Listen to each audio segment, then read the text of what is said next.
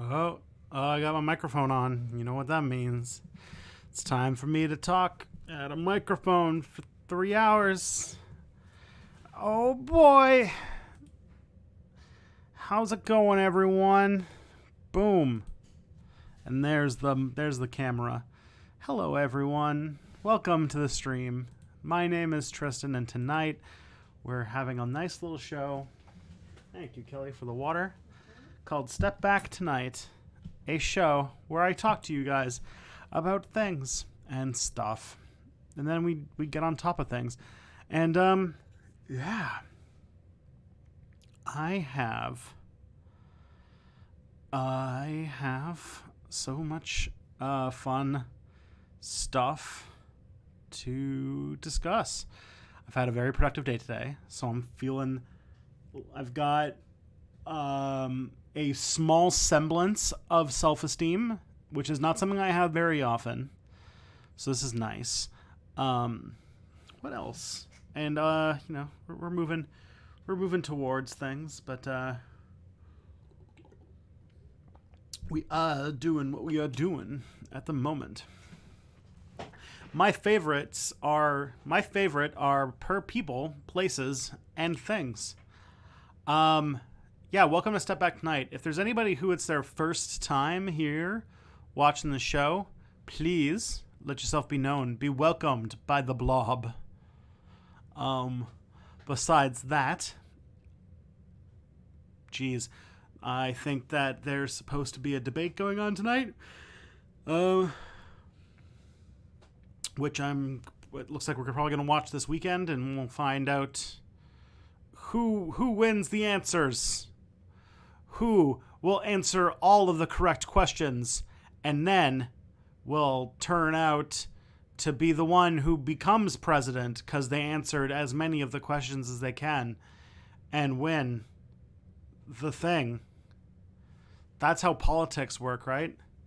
You answer all the questions correctly and then you get the prize. So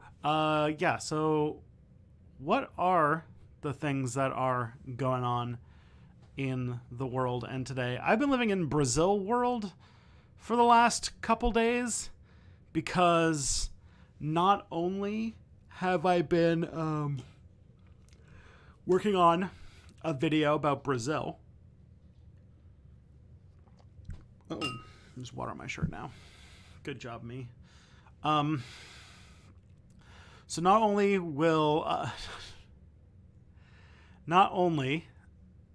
have I been living in Brazil, so I'm making a video about Brazil, and on top of that, I've been been working on a script for the Cold War, which I don't know if you guys know this, but I write for a YouTube channel called The Cold War, which is made by the team that make Kings and Generals. I'm a freelance writer for the channel, and so I write a lot of the U.S. and West-centric scripts. And my thing is I'm working on one that involves a lot of Brazil, so I've just been living in a Brazil world for today, which makes me think I want to drink some cachaça or something to, enjoy the things. But it's been a good ride. I did a lot of writing today. I am now not behind on my projects, which is nice. Which always makes me think that I'm not taking on enough. No, I need to start hunting down some more collaborations. I think that's my next step. Can everyone see me all right? Can everyone hear me all right? Am I quiet? Am I loud? Do I sound like crap? Is there echoes? Just want to make sure everything is good quality. Yeah. And then we can start getting into the questions and everything like that.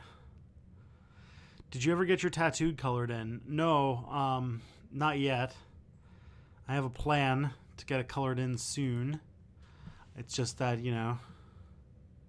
I have to, it costs a lot of money and I have to arrange for it. So first I have to be comfortable spending $450 several times, because to get the tattoo colored in is probably going to take like 3 sessions, and each time it costs like $450. So gotta hold off for a little bit until my bank account looks a little better. Yeah.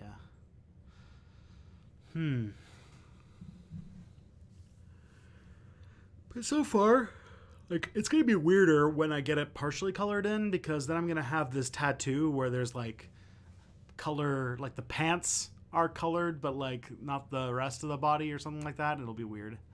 And every time you go to a session of getting a tattoo colored, you have to take 2 weeks off for your skin to recover before you can go in again.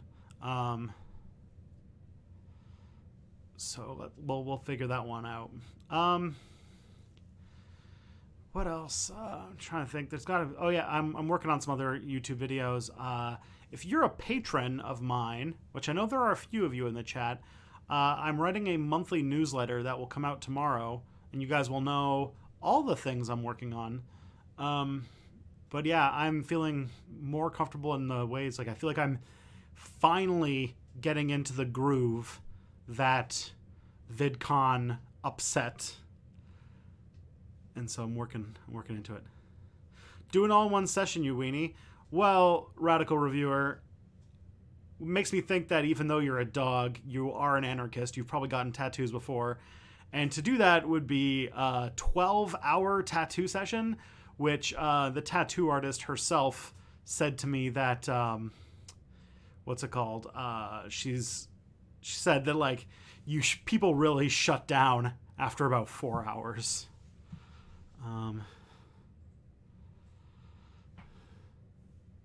So that's really the thing. Okay.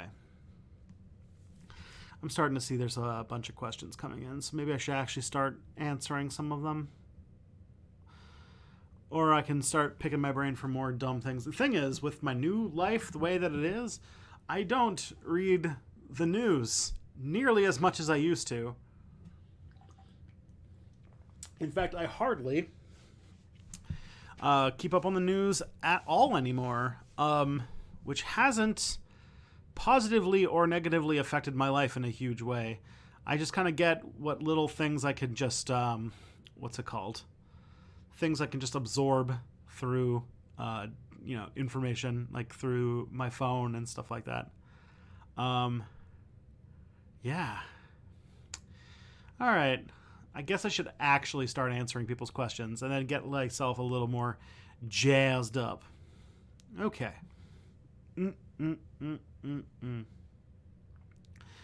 Is Strasserism left or right? So was Strasser that guy who got kicked out of the Nazi party for being too, like, weird, and he, like, hates Jews but hates them for, like, weird reasons? Like, he hates them because they're, like, the proletariat or bourgeoisie or something? It's like almost like a left coat of paint on Nazism. Let me just check real quick.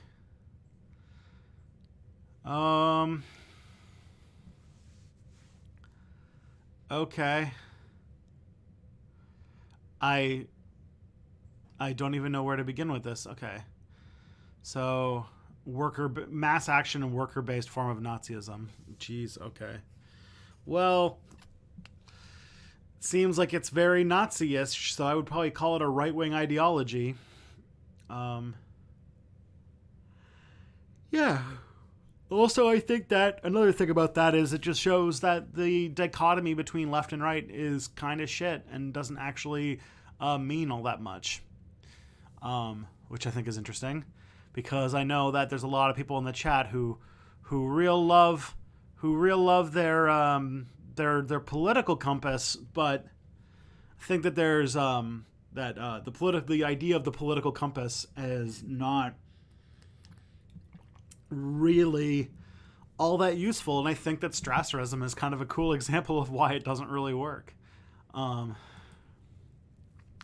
I will say political compass memes do have a purpose, a very useful purpose, which is that they're really great for making jokes about libertarians, because of the way that political compass jokes are structured.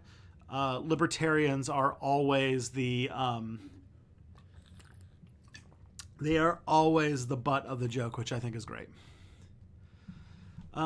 Okay. Let's see what is next. Are you horseshoe theorying? No, I just think that the idea of the idea of left and right and authoritarian and libertarian don't necessarily fit perfectly on a Cartesian plane, if that makes sense. Like, a lot of people have, and so it would be centrist to think that people have like a collection of beliefs that all generally fit around a place on a spectrum, when like honestly more people have political opinions that are not informed by an overriding ideology, but are more just like, they have like real radical beliefs, but like in really weird ways. So like, honestly, like the imposition of a graph of some sort of measurement onto someone's political ideology is not really something that you can successfully do, or at least in a way that's not going to end up with some weird exceptions. Yeah,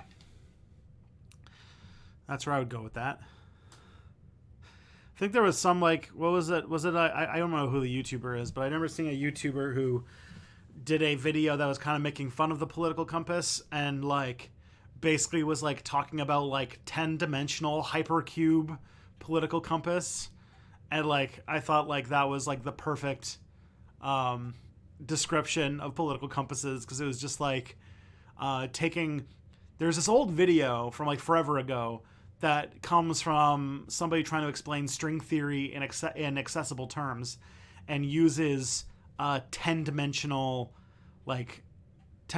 vibrating strings, and this person basically goes to like 10-dimensional political compasses that like make no sense. I thought it was pretty funny. That's J-Reg? Okay. Is J-Reg like a secret Nazi? I just want to make sure I know before I say anything positive about J-Reg. Because I got to find out who all the secret Nazis are. Because it's hard. Because sometimes you find out that someone you liked for a long time like fell off the wrong side of the pointed roof on when 2016 came around, and they became shitty. I don't know. Also, J-Reg looks like he's like 14, so maybe he wasn't even politically aware in 2016. Okay.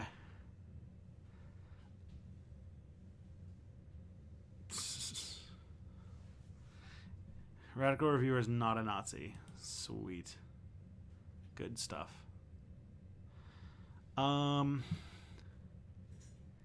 Yeah. So what could I even like the idea that like you can break down people's general idea of like trying to think about how to make left and right wing thinking makes sense, and it really like they're not cogent ideologies. None of them really are. It's just kind of like a weird collection of things. I'm turning into like a complete deconstruction. This is me being a postmodernist, which I know that some people in the audience really hate. Which is like pointing out that reality always defies easy categorization, and that you can never fully rely on any intellectual model for any like length of time. Someone seems... Oh. Kelly is up to handle the fact that one of the cats is playing with a jingle ball. Okay. Let's mosey on down. You talked about socialists making their own alternate economy online. My issue with that is, wouldn't it only be available to privileged people privileged enough to be literate and have internet access? Well, 255, yes. My concept of like trying to start a shadow economy is not a thing that could end up being the end all and be all of all political and economic systems and all agitation and engagement. It's just a thing that we could do with the tools we have now. Now, I will say that the digital divide is one thing that is big, but it is getting smaller. And there are a lot of places where you'll find people who don't have electricity in their homes, but they'll have a smartphone with a data plan, or at least, pay-as-you-go data. And so I will say that if there was a way to make a program that was universal, the internet's not like the worst way to do it.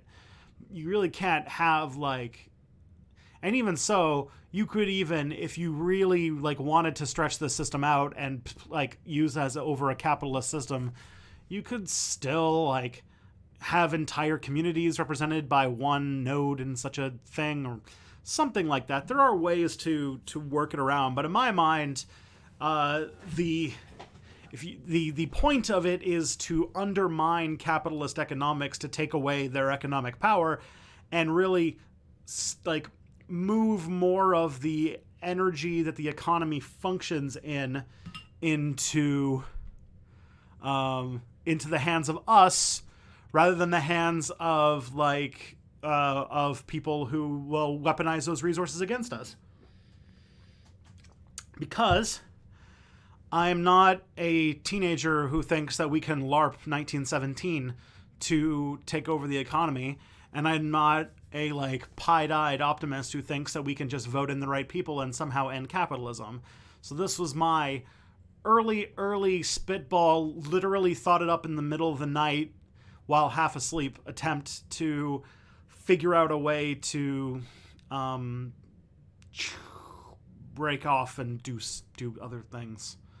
To just to find a way to make a competition.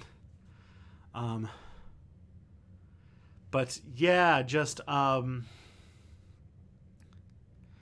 a long enough scale of time, if this system replaces other systems, then you don't have to worry about unequal distribution of resources in education. And we can get ourselves to 100% or near 100% because of disability literacy, and 100% internet penetration. Because I think that that's something that would be not only good but necessary to a functioning socialist economy. There are a lot of anarchists on the internet. There are smarter anarchists than me who are in this chat, like Radical Reviewer, who's way better read on these things than I am, who I don't imagine would disagree that, it's not... Things aren't as simple as, previous anarchist societies were. It's not 1936. We're not going to be able to run, an anarchist economy like they would have in 1936. We now have highly sophisticated devices and technologies that require a supply chain that spans the entire globe. That's not a thing that we're going to be able to organize really with the mental power of people. We tried that before. That was the Soviet Union. It was a disaster. And so some sort of modular digital cyber sin type system is going to have to be built in order to just collaborate and network all of the different inputs and outputs of the global economy. The best part about that, though, is that you can make it function however you want, which means you don't have to merely optimize for profitability. You can optimize for equality and for sustainability and for justice and all those kinds of things, so that, if, we need cobalt and coltan to run our devices, that we don't satisfy our insatiable hunger for it by using slave labor in the Democratic Republic of Congo. And in that case, we're also heavily incentivized to just automate those jobs to make things better for everyone. And, fully automated luxury gay space communism, which is the ultimate goal. But we need some way we're going to need something highly interconnected to make the world as we have it now function without centralized state authority.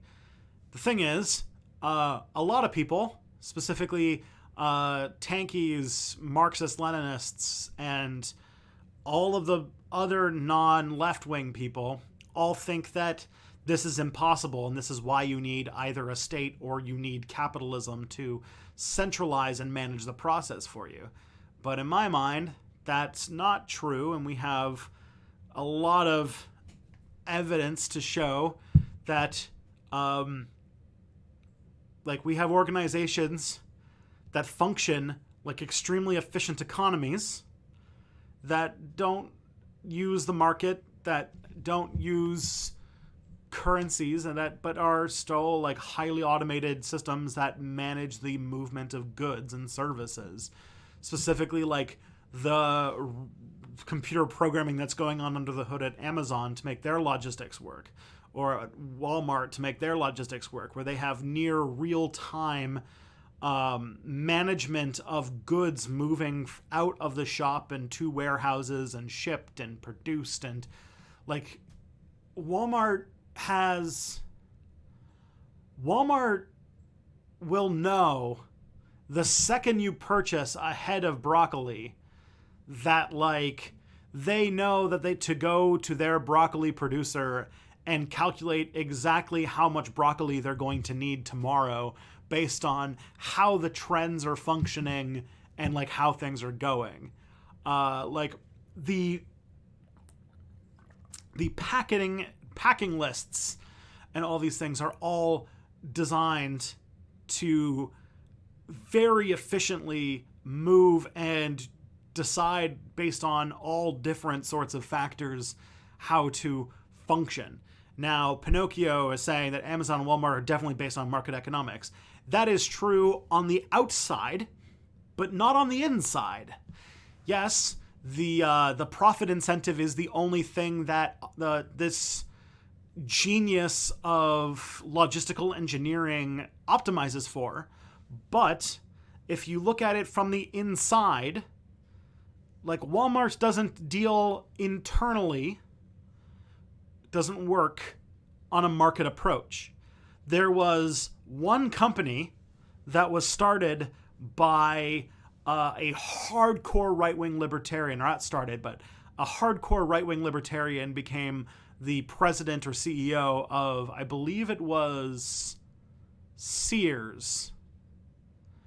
And when he became CEO, he literally took all of the different departments and made them into mini companies that were in direct competition with each other for resources and things like that. And Sears fell apart because they did this. Walmart and Amazon have a extremely automated centralized planning system that is a feat of planning engineering that is amazing and perfect, or not perfect, but it's amazing. And all we need to do is take that system and optimize it for things that are not maximizing dollars. And I think we can totally do that.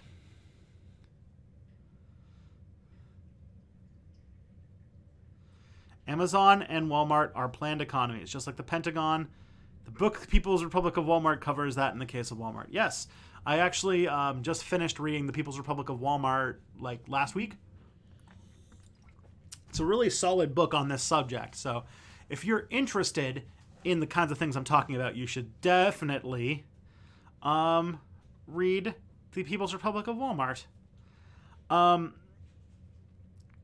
yeah, I think that we are at a state of computing technology where we could use these innovations that Walmart and Amazon have made in the field of logistics and utilize it to completely manage a global economy in a way that optimizes for equality, for satisfying people's material needs, based on the Maslow's hierarchy of needs, if you will, and also focuses on making sure that everything is being done in a sustainable fashion and all of those things, and doesn't have to worry about money getting exchanged.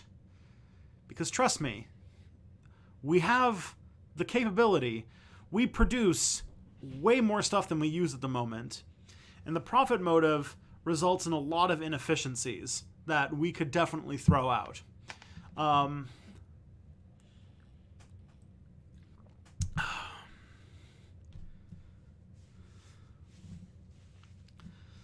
Okay. Can I still hate the Pentagon and both of those corporations? Oh, hell yeah. Amazon is a horrible organization that, because it optimizes so much for the making of money, destroys the environment and abuses its workers in horrible ways. Walmart, too. The Pentagon uses one of the largest and most well-designed organization structures in the world to manage a global empire. Like, none of those are good, but the technology under the hood is definitely good and is definitely something that we should appropriate.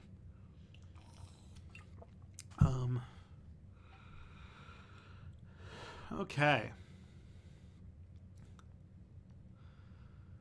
So how well do you think Orb Mommy will do in the debate? Okay, there's two options you can go down. In the debate tonight, so since the last debate, I kind of took a look at the Real Clear Politics numbers and things like that, just like the amalgamation of polls and things like that. And shortly after the debate, it became pretty clear that it's going to be a 5-person race. And closer to the second debate, it's now becoming pretty clear it's a 3-person race. Or, sorry, a 4-person race. So, Marianne Williamson, who really is just barely hanging on in eligibility, if she's smart, she'll probably have to do something to stick out, which she definitely did last time.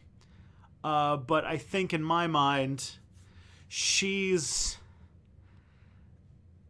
something makes me think that she probably does not appreciate the way that the internet memed her after the last debate, and that she's probably on marching orders to be a little bit more of a grown-up.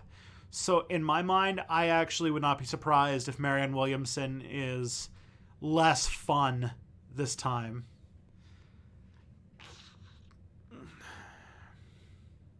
But also, I think that she's running for president so that she can get a book deal. She's not really running to be president.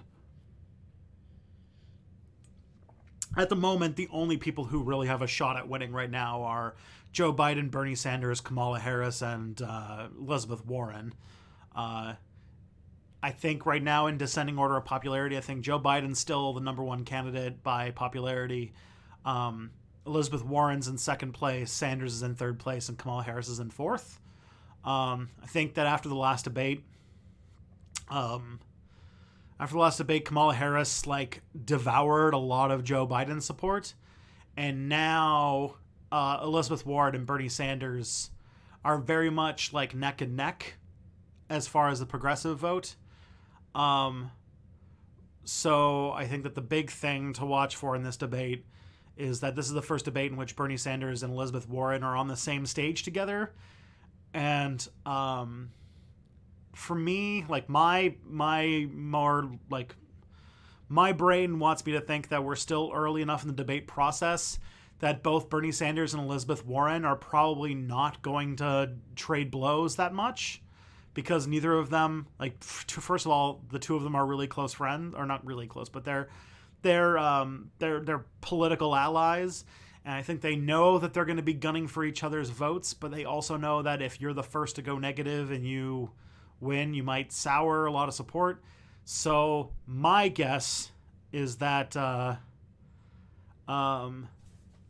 is like, yeah, someone asked who was the fifth candidate that lost a shot. It was definitely Pete Buttigieg. Buttigieg looked after the first debate like he was going to maybe be a successful candidate, but then I think like second quarter donation reports came in and he really underperformed, and ever since then a lot of his money's been drying up. So I think that he's starting to get real ugly.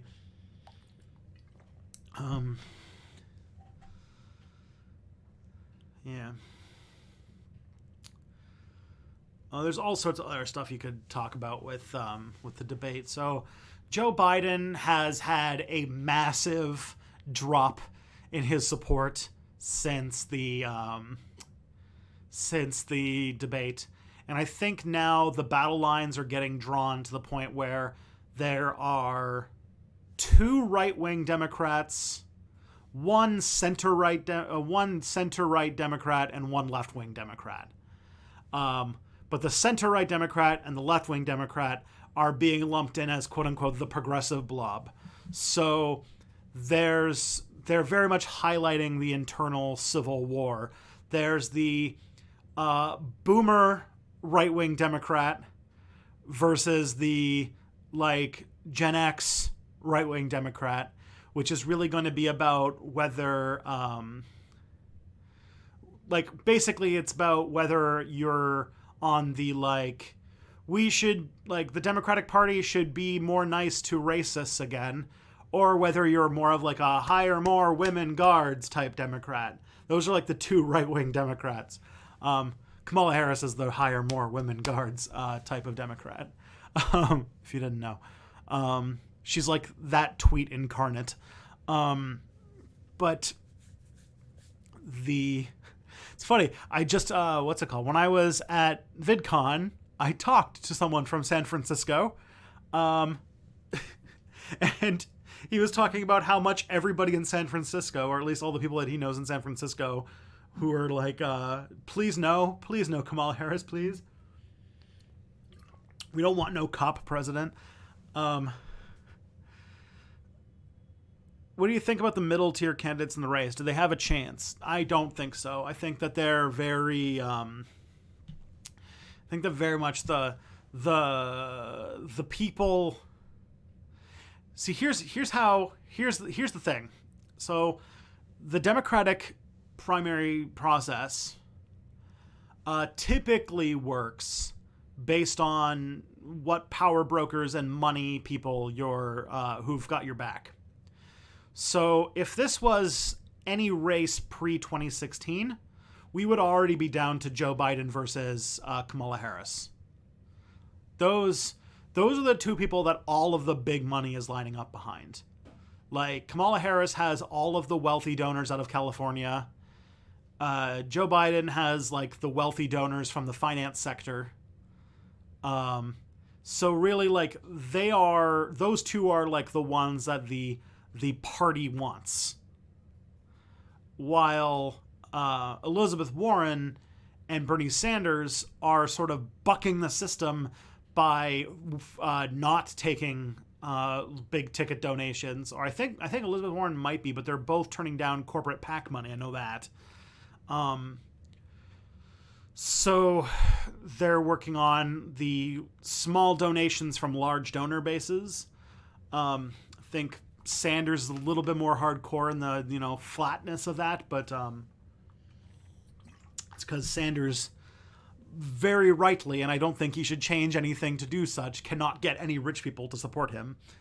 except for Cardi B, which I think is interesting. Um, so yeah, so that means that really, really, the way that the Democratic primaries are going to work now is that Warren and Sanders. Okay, actually, no. Because, like, Biden and Kamala Harris have the lockdown on the right-wing Democrats. The right-wing Democrats are going to choose one of those two. And it really depends upon whether this is, like, depends upon what kind of Democrat you are. Like, whether you're a Democrat who is 65 and watches MSNBC, or whether you're a Democrat who's 45 to 35 and reads Vbucks. Like, those are your two factions on the right there. And the other two are going to be about progressive millennial energy and that kind of thing. Except Elizabeth Warren can maneuver some of the right-wing Democrat money because, like, Third Way and a lot of people who call themselves wonks are starting to try and support Elizabeth Warren as, like, their attempt to co-opt the progressive movement and go for the anyone but Bernie vote. And for people who want to appear progressive but also are worried that they might have to actually do these progressive things, are really glomming on to Elizabeth Warren. So Elizabeth Warren can, I think, snipe votes from both sides of the aisle, while Sanders has to win the entire progressive thing, and Biden and Harris are going to be duking it out for the right. Hence why I said that Elizabeth Warren is the center-y person on the current fight. Which means polls-wise, things are going to look pretty volatile until, I think, basically until the Iowa caucus. I think that's when things are really going to change. Yeah. So that's like the current race as it is now. I think Sanders is currently a little bit on the backslide. He's fallen to third place behind Elizabeth Warren. And I think that it has to do with the fact of a couple things, which is one, that Elizabeth Warren gets super softball interview questions so that she can sound progressive and never has to clarify her positions on some things. While Sanders, gets like a non-stop grilling by the press, to the fact where, like, MSNBC is like literally fabricating numbers and sometimes to just try and make him look less relevant and push him out of the race. Which I did not. I mean, I guess I should have guessed it, but it's quite a lot. I did not anticipate it being that bad. So we'll see what happens once. There's a couple things that, if you're going to watch the debates, to look out for that might lead to interesting things, which is, one, does Elizabeth Warren go after anyone? If she goes after Bernie, which I think strategically would make sense, but it's not like a thing that she herself would be super into, because she's not really that much of a, like, she really doesn't like internal party fighting that much. I still think that Kamala Harris and Joe Biden are most going to go after each other because they know that they have the exact same voter base for the most part. But yeah. I don't see, like, I think, Logan, you're right. Bernie does need to come out a little stronger. I think he's playing it too safe. He doesn't show why he can be distinguished from Elizabeth Warren, because he hides his best positions, and it makes sense because Sanders is getting like this. Sanders has this like overtly hostile press, and this is why like I don't know why I don't think the debates really are like. It's the reason why the debates disappoint me, and I think I will never not be disappointed by the debates, because there's no incentive for Sanders to speak. He is going to have every single like sentence he says either twisted beyond recognition to make him look bad, or if they can't find something, MSNBC has shown that they'll just make shit up. So like, it's so bad, so bad that like I don't even know what the point. But like, if I were Bernie Sanders, what my debate strategy would even be, because everything's just going to get twisted. You know, you have everyone against you. It's not like I didn't think, like, I thought it was bad during 2016, but this is like pretty like overtly vile in a way that I did not anticipate. And I'm not sure where that's going to go. I think that Sanders' thing is not going to be really like, you know, smashing the debates and making a huge statement and everyone thinking he's awesome, because that's never going to happen. How Sanders is going to win is the way that I would guess, which is he's going to win by not going to the mainstream media, because the mainstream media is just out to destroy him.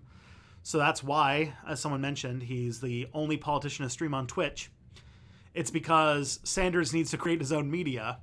That's why he has to focus on his social media platform and his volunteer game. That's really the only way that he's going to succeed, is that he's going to have to, despite what MSNBC's best efforts are, despite Washington Post's best efforts, he's going to have to just punch his way through raw votes and through just fucking winning primaries, which is really, really hard, because he's basically going to have to work 20 times harder than every other candidate to get half as far. Because, like, Joe Biden is just like, I can just be blatantly racist and then talk about how good friends I am with Strom Thurmond, but I have multi-billionaires backing my campaign, and MSNBC doesn't want to lose access because they think I'm going to win, so they won't say anything mean to me, so I'll just go on forever. No one ever says shit to me. Kamala Harris, same situation. She has no... Because she is a contender that the party thinks that will win, she never has to have a journalist go up to her and be like, hey, can you explain why you delayed all these things to make sure that a trans woman in your prison couldn't get health care? Is there a reason why you fought so hard to deny a trans woman health care, or why you decided to send the poor parents of kids who missed school to jail? You know, like, there's no answering to that. She never has that, because they don't want to lose access if she happens to be president. Elizabeth Warren, same story. Although I do like that Charlemagne the God kind of referred to her as Rachel Dolezal. The OG Rachel Dolezal, I think, is what Charlemagne the God said to her for like pretending to be Native American for a while. Yeah, she kind of floundered on that one. But Bernie Sanders, they're just going to be like, Bernie Sanders, why is it that you have 3 houses and hate everyone? How evil are you, Bernie Sanders? They just won't relent. And so he's got to win by going around that establishment. There's no other way for him to win, really. There's no way that he's going to get CNN to think he's cool. Because... or MSNBC to think he's cool. Like, Rachel Maddow makes $35,000 a day. She's not ever going to back Bernie Sanders.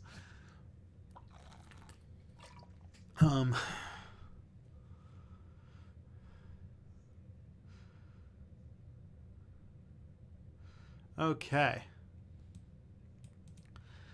Um.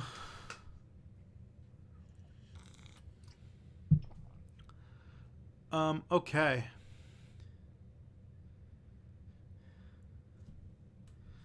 So, all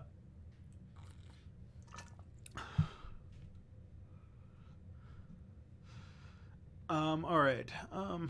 What should I say? She didn't pretend to be Native American. I guess not, but the clip's pretty great, and she did try to have some. She took it back. She took it back in a way that I would say is acceptable. Um, she has apologized to the Cherokee Nation. The Cherokee Nation has accepted as such. So I think it was forgivable, but Charlemagne the God, just it was a nice burn. Um, so, do you like any other candidates other than Bernie? That's a good question. Like, if I had to pick Elizabeth Warren, I wouldn't like die. I'd be disappointed because we could have done better, but I'm all right. I'll take it. I think she's got more good positions than bad ones. I think a lot of the time she has good positions that just she sets them up in a way where they're all means tested so that they look better on a policy paper, but in a way that makes the programs fundamentally more fragile. And so I could see Elizabeth Warren being president, putting in a few really great programs, and then the next Republican president just taking them all away. That's the part that I worry about. Everyone talks about how great Mike Gravel is, but Mike Gravel is like not even a contender at this point. Like, he's not even invited to the debates anymore. Like, his positions are probably awesome, but like, it's just he's just a non-factor at this point. I used to like Tulsi Gabbard, but then she like kind of backtracked on Medicare for All in a way I didn't really like. So, yeah.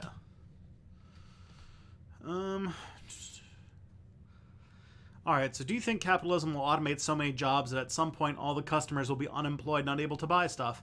Yes, Doughboy DeVito. That is called the internal contradiction of capitalism. That's why capitalism is a fundamentally flawed economic model, because it both requires people with disposable income to purchase commodities, but then incentivizes reducing the amount that you pay workers and automating away as many jobs as possible, to the point where those are incompatible economic things, which lead to moments of crashes, and we're likely to hit another one soon. Laura was here. Did you get your tattoo colored in? I think I already answered this.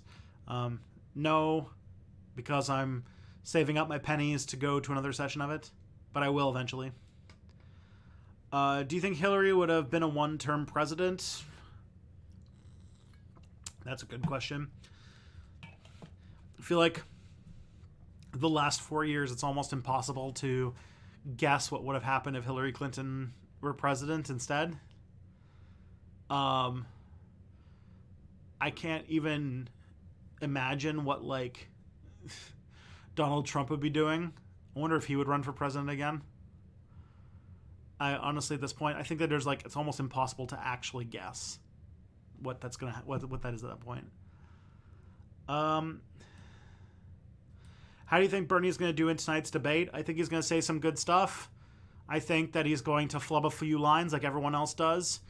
And I think that CNN is going to write an article calling the winners and the losers of the debate. And that even now, before the debate's over, he's already on the loser side of that article that's like half finished. And they're just waiting to find the reason why he's a loser. So I think that he's going to do all right. And then everyone's going to like latch on and attack him for like the tiny things or whatever. So that's how I think he's going to do tonight. He's going to do fine, and then he's going to get picked apart for really pedantic reasons. Realized I'm yelling again. I should stop doing that. American Johnson is now doing Streamlabs for stream donations instead of super chats. Streamlabs doesn't take a cut while YouTube takes 30%. Have you thought of using Streamlabs? I have not. This is the first I've ever heard of Streamlabs being an alternative to super chats.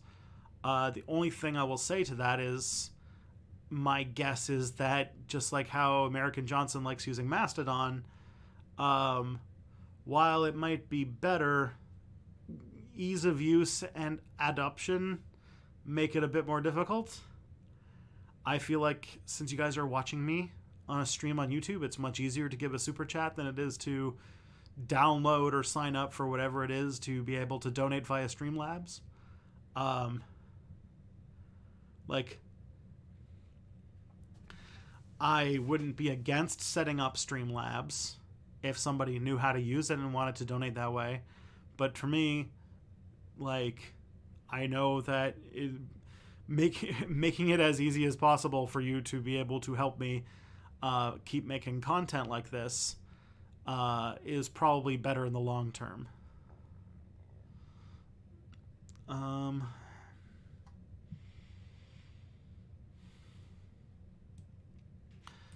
At this point, does it actually help to talk in detail about mass shootings on either mass media or social media?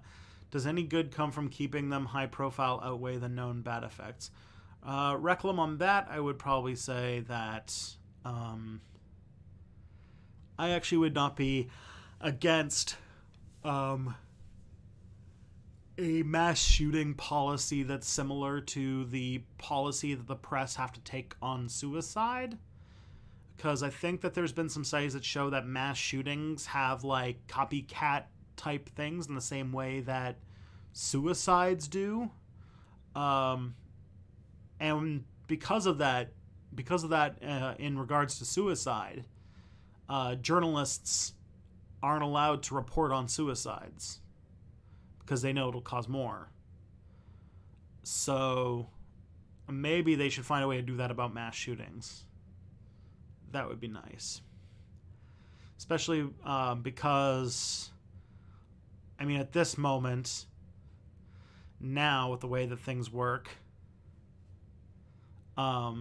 whenever there's a mass shooting, like a really big one that's getting national attention, the first like 2 hours is just, you know, people like Paul Joseph Watson sitting at their Twitter waiting to find out if the person's not white so they can blame their entire skin color for doing it.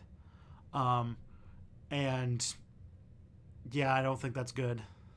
I don't think that anything about the way that we cover mass shootings is good, and we should probably put some severe limits on it.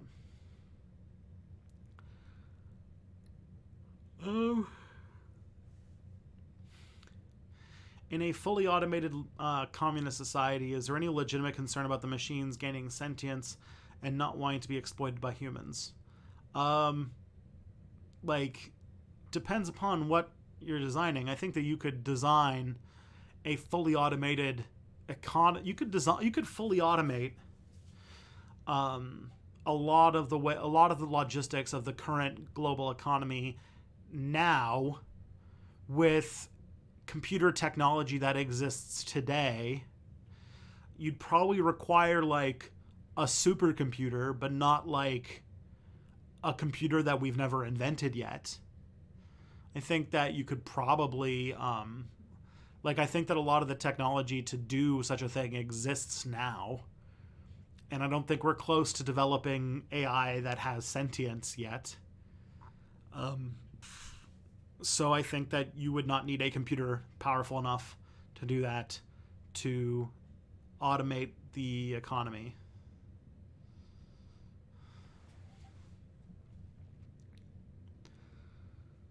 Plus also, I think that to kind of throw into that, I think that there's something like anthropocentric about the way that that question is constructed. Not to like attack you, Doughboy DeVito. It's just like a thing I've noticed a lot of times when we talk about artificial intelligence and the coming control problem and things like that. And that is, we've been raised with a lot of like Star Trek and stuff like that to think about it philosophically, about like how an artificial intelligence, if it becomes sentient, will obviously be just like us and will want the same things we want and will be recognizable as intelligences by us. When, like, that's not true.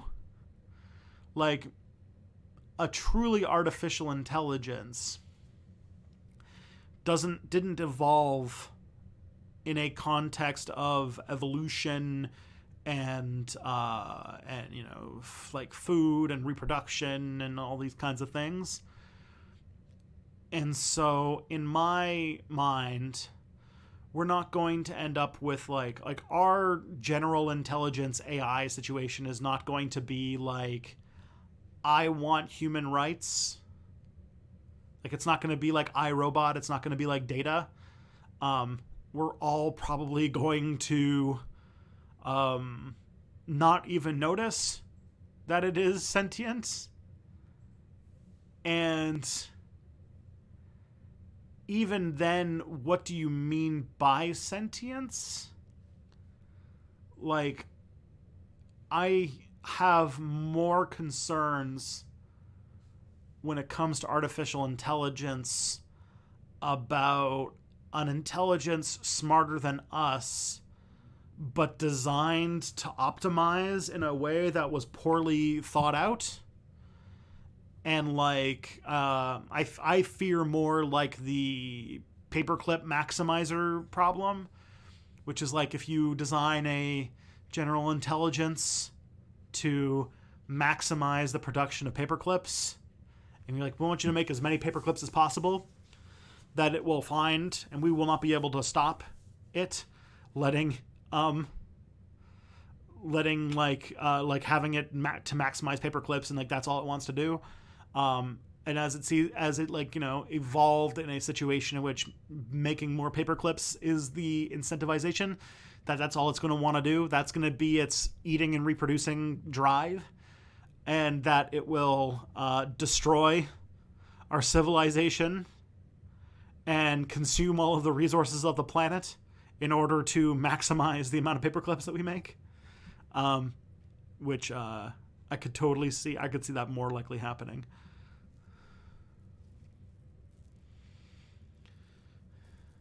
Yeah.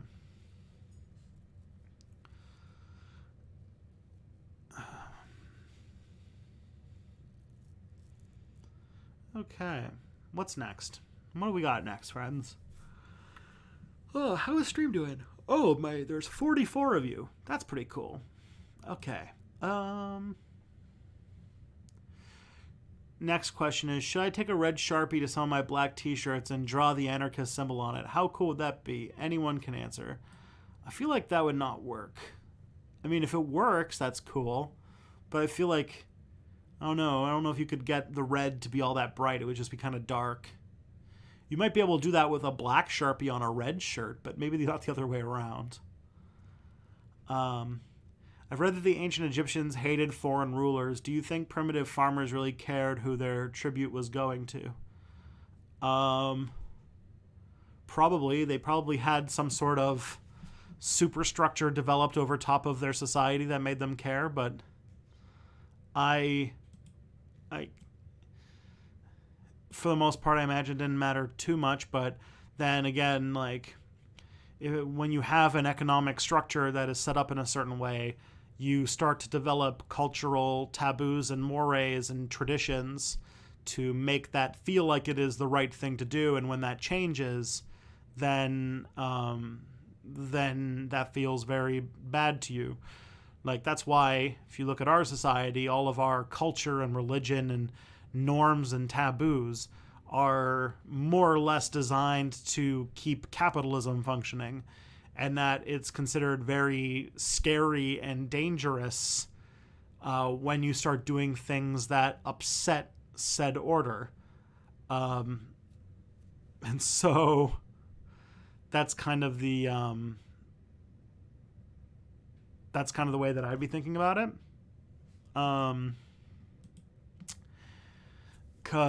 So I imagine that maybe ancient Egyptians did hate foreign rulers because they were convinced that the non-foreign rulers were the human manifestations of the god of semen Sobek. And they wanted to make sure that the rivers ran strong with sperm and kept, the country strong or something. And so, hail Sobek, I think, is the answer to that question. Nice banner, Step Back. Thank you. I'm trying to see how far behind I am on the how much of a delay there is. Because Kelly's been complaining that my video stream has been blurry. And that was because I set the video to low latency because I thought you guys might care more about me being able to react to chat faster than me being high quality. But I decided to change that, and now I'm curious about how long the delay feels. Because if it doesn't feel like there's much of a delay or it doesn't matter, then it's better to just get a good picture, What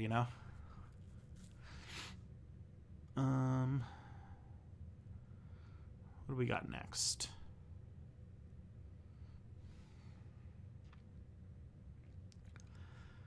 Let's see. Is it possible for anybody to be truly unbiased? No, I cannot. Because all things come from a perspective and are filtered through language. There's no real way to remove your perspective from things. That is, Doughboy DeVito, the very core of postmodern analysis, is realizing that everything comes from a point of view and picking that apart. And knowing that there isn't like a way to be truly unbiased. That would be the modernist way of thinking. You're like, no, we have to remove all bias. It'll be working. Like postmodernists would say, it is impossible to do so. So you should just be fair and be aware of where the biases are. And critique and break those down and look at them and examine how we perceive things and how positionality works. And people don't like that because that means that really nothing is 100% truly objective truth with a capital T, which makes Jordan Peterson very, very grumpy. And so that's why random normal people say that they hate postmodernism.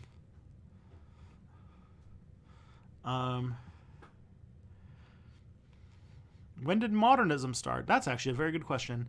Modernism typically gets attributed to post-World War I. So a lot of the times the ideas of modernism are like the world can be understood if you approach it in a rational manner, a scientific manner. You can 100% understand said thing and therefore understand it in such a fashion, which that was like the prevailing way that people thought in in just different disciplines at different times. But I think that it got its start probably in the 1920s and 1930s, and it probably started to hit its high watermark, its end in the late 60s, and the 70s is kind of when postmodernism starts to become more of a thing. For example, Marxism is a modernist ideology in many ways, or not. Well, I guess I should say that because it's much older than modernism, but the idea that like here is a theory that 100% explains economic, like what's it called, political economy and things like that. And like it's like more complicated than that. All right. Where are we?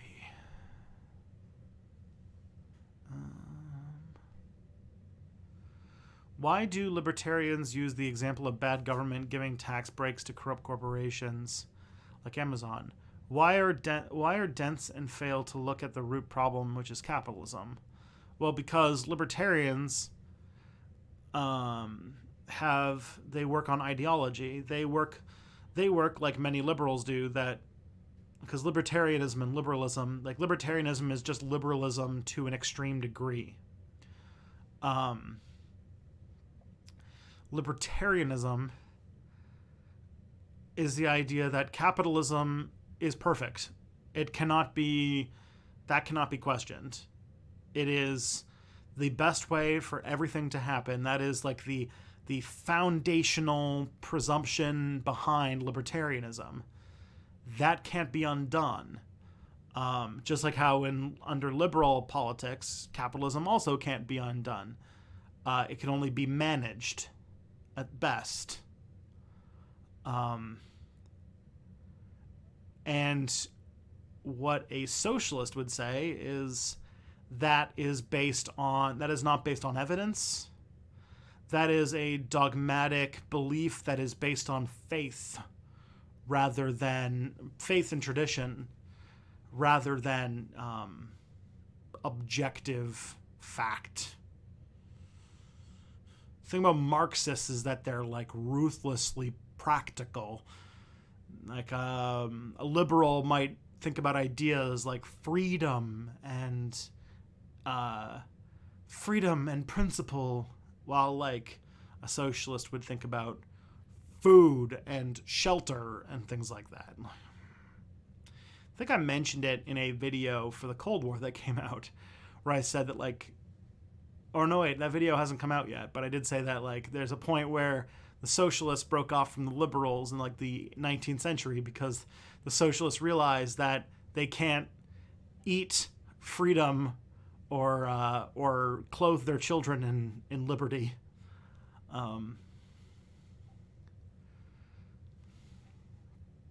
Okay. Speaking of cats, will you watch the new Cats movie? Probably not. It looks really weird.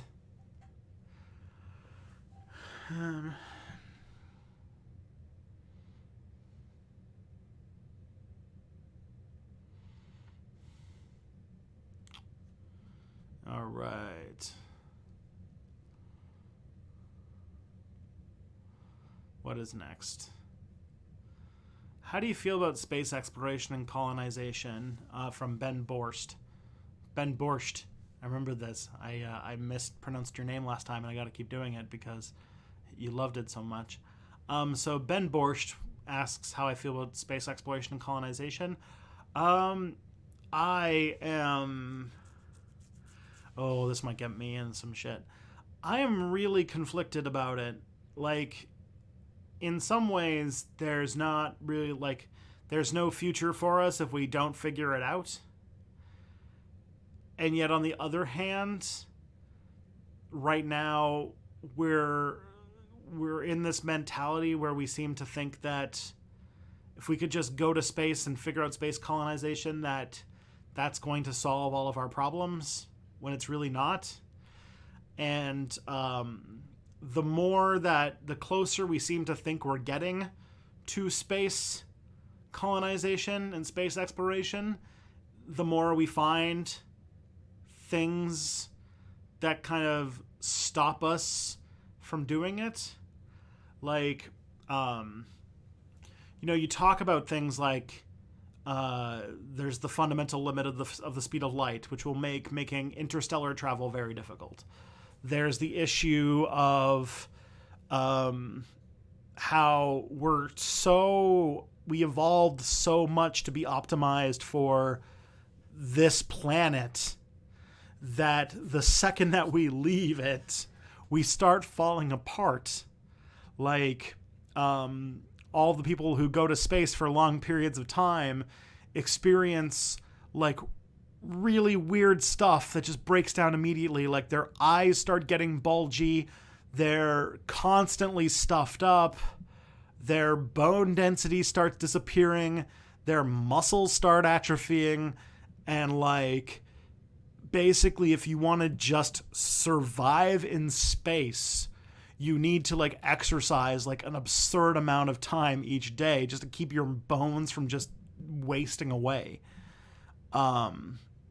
And like because of that, we end up in these situations where like even if we lived in a place that had a little bit less gravity than we have now, we're still going to have like serious physiological problems because of that. And we still haven't found a good lightweight way to handle radiation protection, which means that we really can't leave space we can't really live in space on like space stations and stuff for more than about a year until we have absorbed pretty much one lifetime's amount of radiation. And like we're going to need, like every time it seems that like, oh, like now we've got this thing, now we're going to be able to go, we find another thing that shows like, oh, right, like the rest of the universe is slightly different than our biological needs and therefore is completely uninhabitable. Like, for example, like right around the time that The Martian, the movie The Martian, or the book, but this is about the movie, when the movie version of The Martian came out in theaters, it was discovered that the soil on Mars is full of ionized salts that would make it extremely toxic to farm, and so those potatoes would not grow. Or if they did grow, they would be poisonous. And so, in my mind, like, I think that space colonization is... Oh, and I completely even forgot the fact that breaking Earth's gravity well is a thing that we have to learn how to do in a way that's not extremely expensive.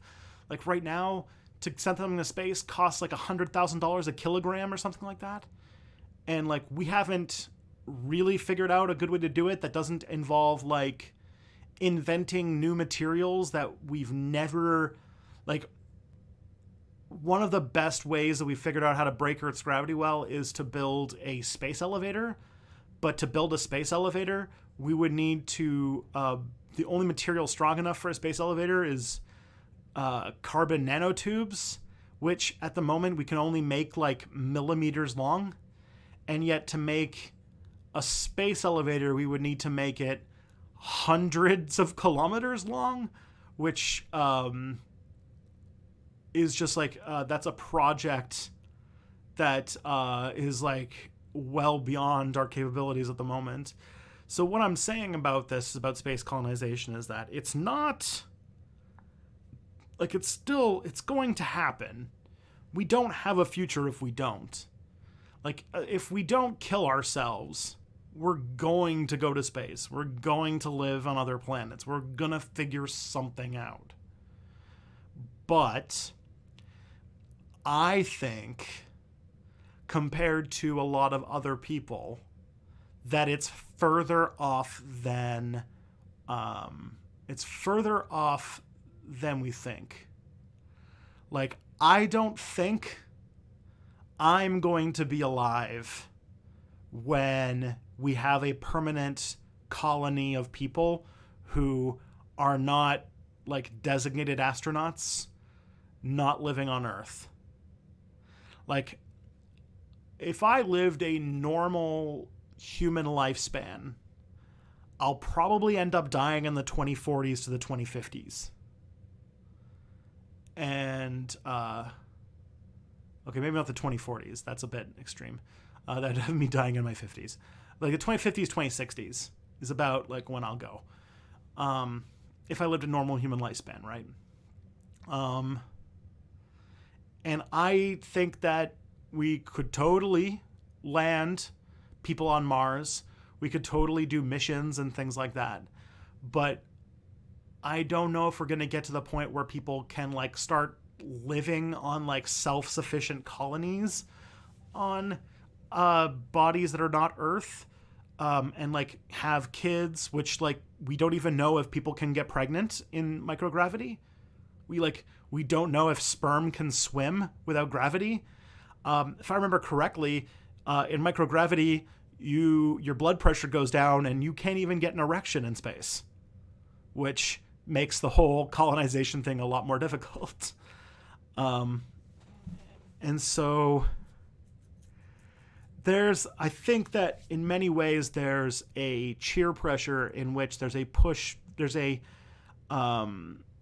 sort of a idea that there are fewer problems than there are. And in my mind, we still have some very, very core issues, like problems in the way between us and space colonization that are very, like that at the moment, with our current understanding of technology, might be insurmountable. Although I should say now that the erection thing is happening in the chat, when you nut in space, it pushes you backward. Just wanted to make sure that got there. So in my mind, I could see in my lifetime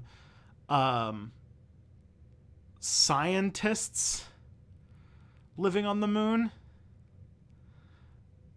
for brief periods of time, like maybe like a couple years. But I don't think like I think that it'll be well into the 22nd century by the time that we have like people being born, living their lives, and dying not on Earth. That's my thought. I'm sorry, it's a bit of a bummer. But I think that a lot of people, especially like Elon Musk and Jeff Bezos, are selling people a bill of goods to bilk them for venture capital, which, like, you know, is a very Elon Musk thing to do. Like when Elon Musk has promised affordable electric cars that never manifested, self-driving cars that decapitate people because a truck is too white, and affordable solar panels that never seem to manifest. Like, I think that Elon Musk is a very good person at raising venture capital and not a really great person at following through on the things he wants to make.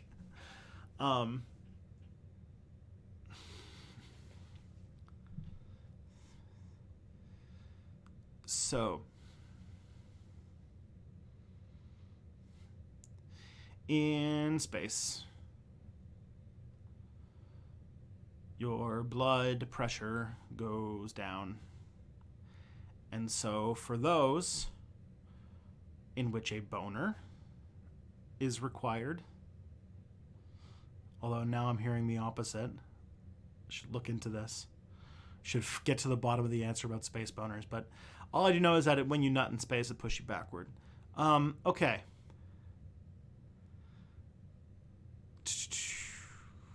Yo, listen up. Here's the story about a little guy that lives in the blue world. Pinocchio. How do you promote innovation in an anarcho-socialist society without competition for incentive, though?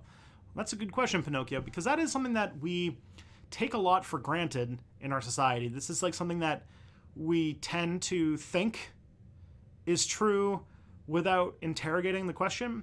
What I think is more interesting to ask is, why do we think competition drives innovation? Because it seems that it doesn't. If you really break it down, a lot of the key inventions, a lot of things that we invent,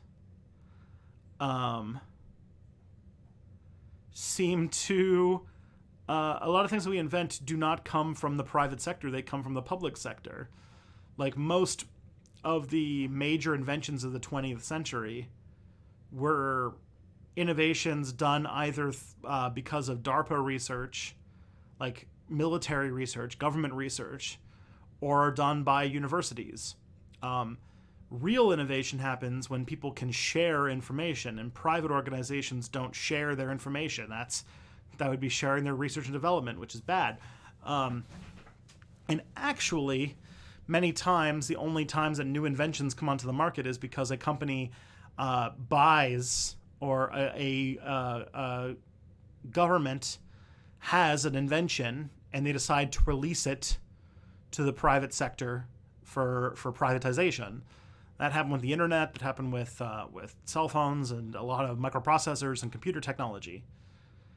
And so, really, if to turn the question back, Pinocchio, how do you promote innovation in a capitalist society without cooperation to facilitate innovation? And the answer that capitalists have brought is that we'll have the government and universities develop things for weapons research and then go through. We talked a little bit about, I don't want to go too much into this because the people who were around for Step Back yesterday, I kind of already went through this stuff, but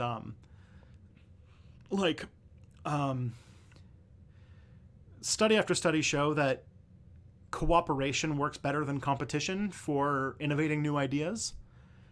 And that if you look at the way that capitalist institutions work, they actually only incentivize developing what's profitable, a better widget or whatever, but don't actually incentivize things that are not immediately profitable by next quarter.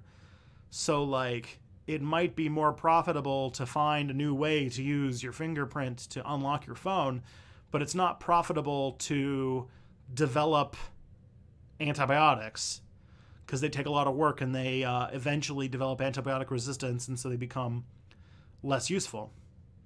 And so one might argue that the problem of antibiotic resistance is actually a problem is that capitalism can't promote innovation. They can't make it profitable to deal with things. And also, they can't it can't be made profitable to, I'm trying to think of another example. There's just like a lot of things like this that are, that actually, if you really look at the question, competition doesn't actually drive innovation. And companies know that, and this is why, if you notice, corporations don't exactly get better at competition when new competition shows up. But typically what happens is when competition shows up, they'll try to find a way to either spread out the things, like the internet, for example, in America. They just took chunks of the country and split up amongst each other like a syndicate. Or if they are in competition, they'll find ways to just buy out the other companies. And that really the most efficient way for a capitalist organization to work is to have a monopoly. And that competition is always temporary. Unless you get the government to intervene with like antitrust suits and stuff to make sure that doesn't happen. And so, in many ways, I think that in an anarcho-socialist society where the scientists are part of a great scientist union, and that scientists, like, this is another thing that I can bring up too, because like I've worked in academia, I've gotten drunk with scientists before, and like in like all academic fields, scientists are now always having to write grants so they can find out, they write grants so that they can appeal for money from rich people in order to pursue the research they want to do, which usually means they have to talk about how it has industry applications, and that disincentivizes what's called general research, which is just like researching and learning about something without necessarily having like a thing that you're trying to figure out about it. Like kind of like blue sky research. Very rarely done now. So scientists right now have to compete with each other for resources. They have to like fight. They're constantly stressed out. They only get to meet up with each other like once or twice a year at an annual conference. And they maybe have enough time to read the articles in their field to keep abreast of what other people are doing. When, like, you know, in an anarcho-communist society, when your grad students aren't rushing to sandwich 3 papers together so that they can finish their dissertation so that they can graduate in enough time that their funding doesn't get cut off, when research doesn't have to worry about whether or not they're going to get funding in order to do the things they want to do, all of a sudden, this is like a situation in which,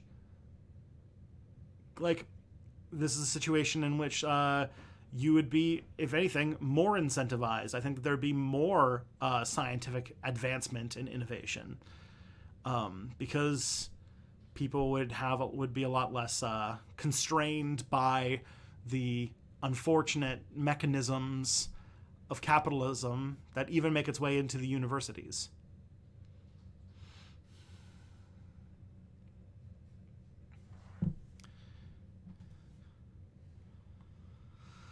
Okay. What's next? We're at 7:23. All right, so I'm only an hour behind. That's good. Okay. Suppose someone, let's say communist aliens, offered leftists the weapons tech we'd need to seriously oppose the military-industrial complex. Would you still be opposed to the 1917 model? Yes. Yes, I would. Even if we got like turbo mega weapons and the Posadist dream came true, I think that oh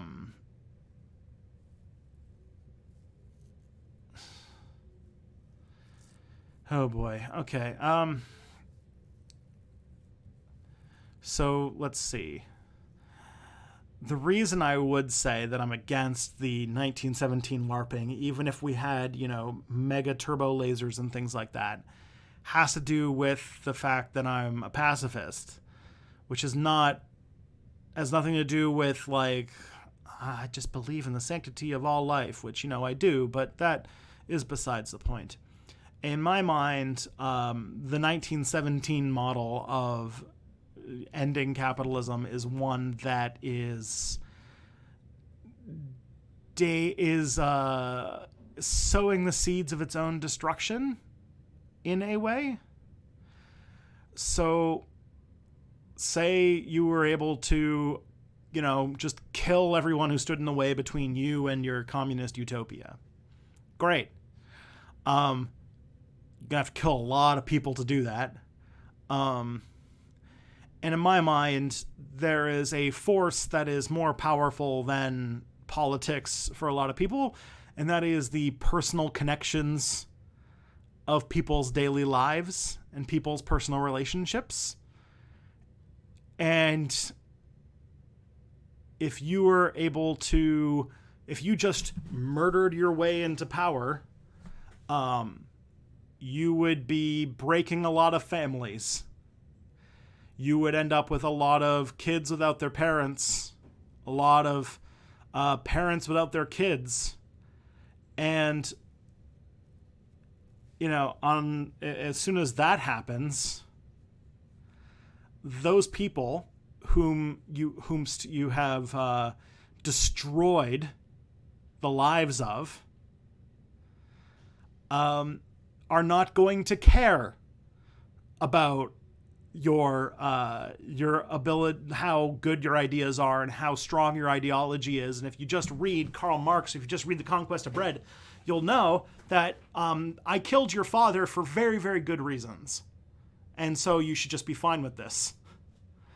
And very often, people's ideologies and political beliefs are a product of their own experience and not the other way around. And so very much those people whomst you have ruined the lives of will rationalize why they don't like you, and they'll do it by adopting the polar opposite ideology of you. And you will be sowing the seeds of your own destruction. This is why the Soviet Union fell apart. Because by taking over the government and by invading Estonia and by evading, like, the reason why the Estonians didn't want to be part of the Soviet Union anymore is because they had a lot of personal stake in the downfall of the Soviet Union. The reason the Poles didn't like the Soviet, or didn't like being a communist state, is because they had the personal bloodshed of being invaded by the Soviet Union. And I think in many ways this is why there's never going to be a solution to the Israeli-Palestinian conflict unless something drastically changes, because the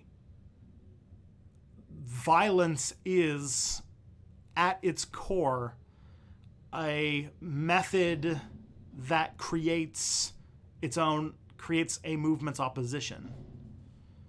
And there's not a strong way to get around that. Now, there are times when I would argue that violence is, even with that negative side effect there, justifiable in self-defense. Maybe it'd be worth it to protect your community, to protect people that you love, to defend yourself from the violence of other organizations, to implement similar violence. But keep in mind the consequences of said action. And that is very tragic, because violence would be a very easy solution to these problems. But it's not one that has permanent long-term success. And I honestly don't think that, like, the social democrat or democratic socialist route is a recipe for long-term success either. And so then you get the big question, well then, what does work? And my guess is that if we knew what that was, we would have done it by now. And if anything, I think the left in general is in need of new ideas. And I don't know what they are. The idea of my, like, digital shadow economy is like an attempt of thinking of a way outside of that dynamic. But if you have an answer,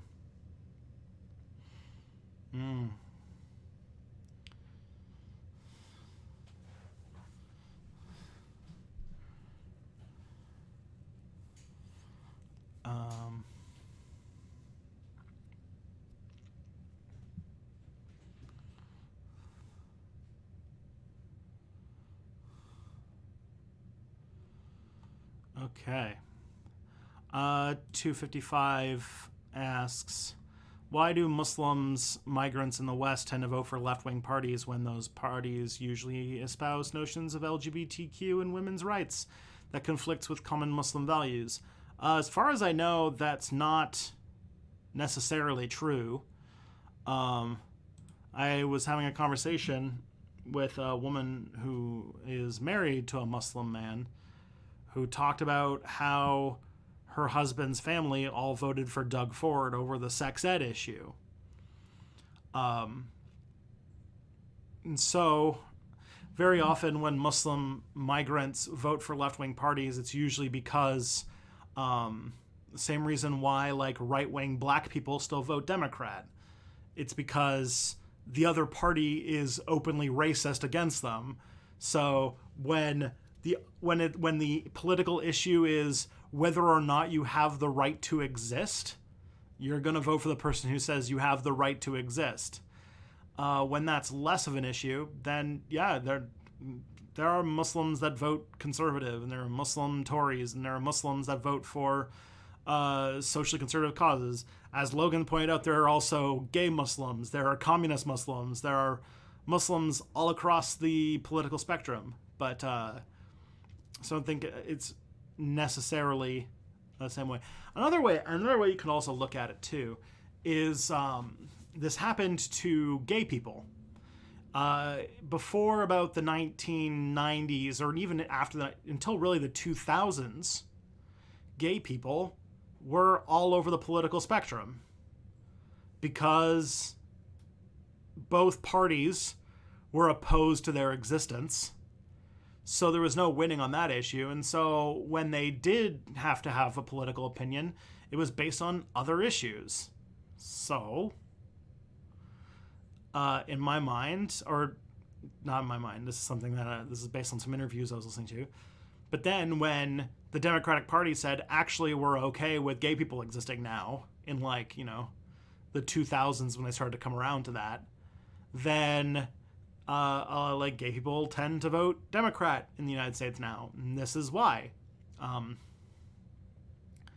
So it has to do, I think, like issue one. Does the party accept your right to exist as a person? If yes, then if they're the only option you have, then vote for that. Otherwise, you'll vote based on whatever your political standings are, which, as you point out, some people who migrate to countries from Muslim majority countries tend to have more of a socially conservative point of view. I say tend to. It's not necessarily true, but or it's not necessarily like true in all cases. And so they can vote whatever they want.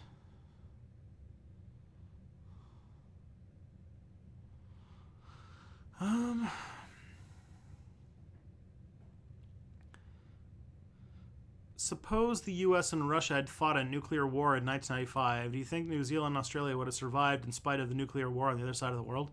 Probably for a while, but I think that from what I know about the world, about ecology and environmental studies and stuff like that, which is not a ton, that eventually things like nuclear winter and fallout would eventually contaminate New Zealand and Australia. Who was the fifth candidate that lost the shot? You mentioned it went down from Fund 4. We already mentioned that one. What do you think about the middle tier candidates of the race? Do they have a chance? At the moment, unless somebody does something very upsetting in a debate, I don't think there's really much of a chance for anybody else. I think that the lines have been pretty much drawn, and it's a lot earlier than we thought. But there's still a lot of time where the debates could upset something if somebody really, really pulls out the gate. But in my mind, the race is really going to be tightening pretty close now. We'll see what happens when people start dropping out.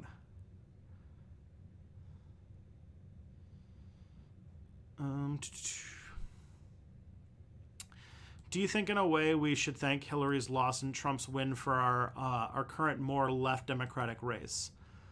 No, because Trump's victory is also responsible for a lot of darkness in the world right now. And I think that the insurgent left that Bernie Sanders brought to the primaries would have resulted in some changes in Democrat land over time anyway. that maybe were less dramatic, but I think they still would have happened, even if Clinton had been elected. I still think that, like, Alexandria Ocasio-Cortez would, I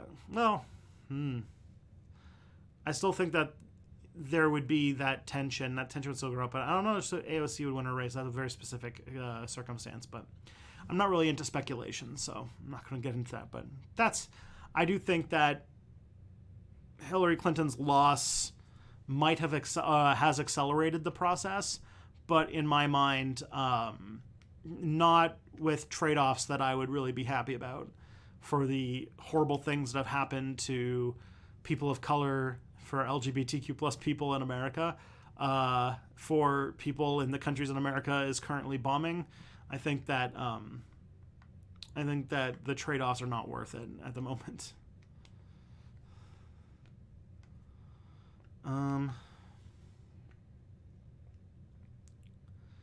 Okay. Did you see the stuff about Orb Lord and the AIDS incident? Yes. I think you're talking about Marianne Williamson saying that people who have AIDS should learn to love their virus or something weird, some weird wishy-washy stuff like that. Yeah, that's a funky, weird thing to say, that's for sure. And definitely insensitive to people who are experiencing that virus. Have you noticed that Warren gives safe mother figure vibes like Angela Merkel did? Warren's charm might attract the votes of those tired of ugly Trump behavior. Could be. I think the appeal of Elizabeth Warren is that she's progressive, but not too progressive, but not too not progressive. And there are people who I think like Bernie Sanders' message, but they don't, but they're not as interested in the substance. And so Elizabeth Warren, if you don't do your research, a lot of her policies sound very similar to Bernie Sanders. Mostly because they are. They're extremely watered down versions of Bernie Sanders' platform. Which I would, like I say Bernie Sanders' platform, they are most of the major changes that have happened in other industrialized countries in the last 60 years or so. But yeah, so I think that Elizabeth Warren feels like a way for you to be progressive, but without having to wade into the waters of negativity that is associated with being a Bernie Sanders supporter. The Bernie Sanders supporters have been so like viciously maligned by media, by liberals with blue check marks, to the point where it can be considered icky to be one, which I think is wrong. I think that is unfair. I think it is a really underhanded thing that the Democrats have done to Sanders supporters. But on top, like the fiction of the Bernie bro, despite the fact that like Bernie Sanders' support are predominantly young and are like have a large contingent of people of color. I think that Bernie Sanders is more popular with people of color than most other candidates. I'm pretty sure that he's pretty close. I haven't seen. The last breakdown I saw was a while ago, so this was true a while ago, but maybe it's changed. But like,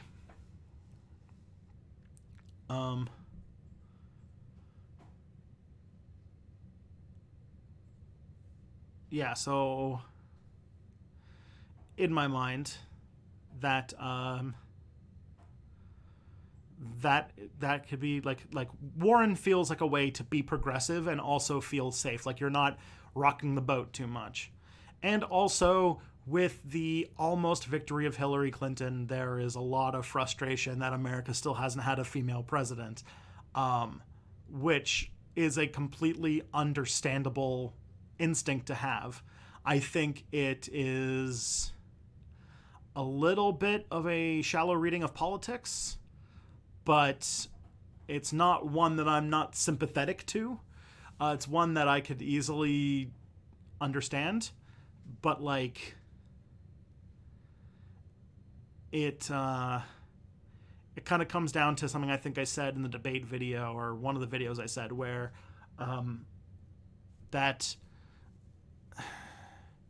we have to stop thinking of politicians as like an aspirational thing that we like attach our hopes and dreams to, and like that we need to like have hope and like inspiration from a leader, instead of thinking of like a person that we elected to do a job, and if they don't do it, then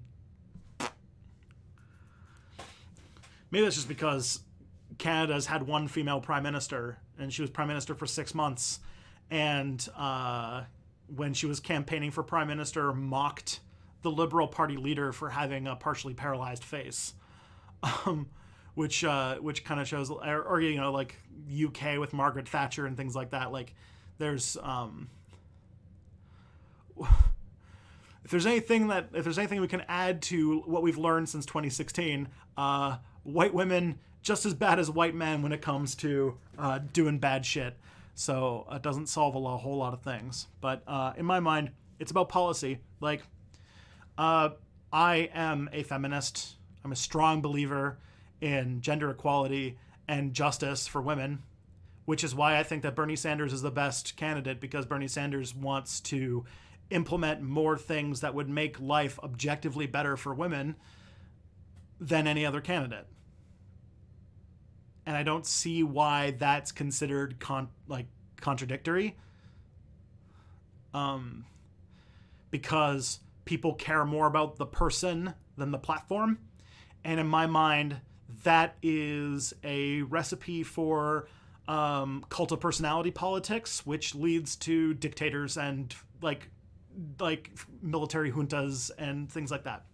And so that is not an instinct I think we should give into.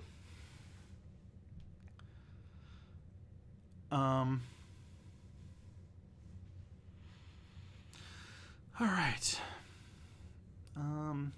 Thoughts on Mike Gravel and the Orb Queen giving him support to try and get him into the debates. Honestly, Radical Reviewer, I don't even know if you're still here. By the way, Dimitri, hi. It's a real-life friend of mine is in the chat. Hello. It's Dimitri. It's a guy I play D&D with. He also built this sweet-ass computer that I'm talking to you on. So everybody, tell Dimitri that he is awesome for building this computer so that I can keep making videos for you, because at the end of December, my computer like literally died, and I had no idea how to put one together, and Dimitri managed to help me get a pretty good computer for a price that I could actually afford, which is really nice. Okay. So, thoughts on Gravel and Orb Queen. So in my mind, Radical Reviewer, at this point, if you're not already in the debates, if you're not already a mainstream candidate, like, it's pretty much done at this point. And so trying to force Mike Gravel onto the debate stage so that he can he can like say a couple lines and then be completely made like pointless by the next debate, because after this debate, the next debate, it's either the next debate or the debate after, they're raising the floor, and so the number's going to start to go down. To think about it like in Fortnite, the circle is going to be made smaller for the next debate, which means that there's going to be fewer and fewer people fighting for debate spots. And I don't think that there'd be a way to jumpstart support for Mike Gravel at the last minute to get him into the debate. Who is the Orb Queen? The Orb Queen is Marianne Williamson.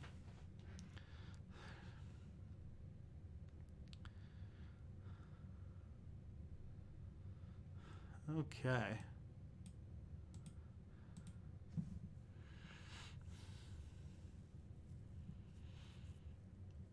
Oh, man. I don't know how to deal with this. Like, I was looking at the chat and I'm like, there's like this conservative guy. He's been in the chat. And he keeps saying stuff, and you gotta like, I don't want to debate you because that'd be weird. But it's like, you just say things and you don't have evidence for the things that you say. And that's the thing you should work on. All right. Next question is, I see you titled this stream about UBI. What do you think about Andrew Yang, just a Silicon Valley candidate? Yeah, I have not been super duper interested in Andrew Yang as a candidate. I think that UBI, especially the way that he interprets UBI, is not a super exciting issue. I think the UBI is a good idea. I don't think it's an idea to base an entire campaign upon, especially in America, where America's got much bigger, much deeper and more fundamentally structural problems than the fact that it doesn't have universal basic income, especially because America doesn't have the like social society, the basic civil services that would make a UBI program actually useful.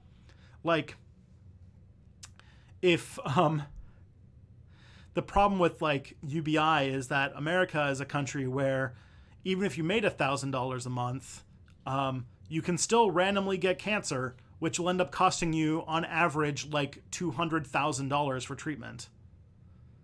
No amount of UBI is going to solve that. There's not a lot of financial protections in America, which means that there's really not too much that stops every landlord saying, the second that the UBI program goes in place, saying, okay, surprise, surprise, your rent just went up by $1,000 a month. Like, just how about that? Or for payday lenders to take your UBI as collateral.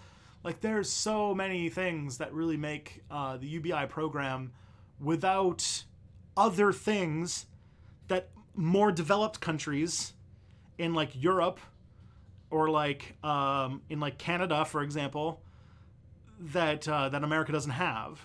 Like, America should focus on having a functioning healthcare service and getting rid of private, like for-profit education and getting a K through 18 education in place. That's like, that should be the or K through 16, I should say. That should be the priority, rather than like, or before you can worry about making sure that everyone has like $1,000 a month.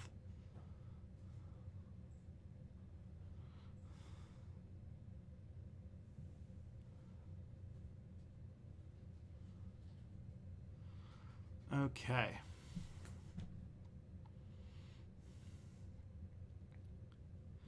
So, would you give an example about how MSNBC lied about Bernie Sanders' position or what he said? I do believe. Yeah, sure. Let me just find, there's actually a great article about it.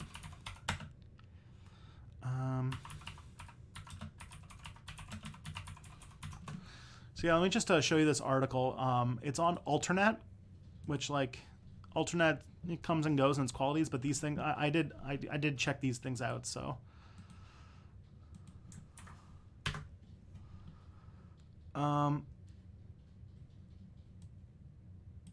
So first, like, very often things will happen where they'll make graphics that show how the matchups. So the first thing was 49 becomes a number that's lower than 48.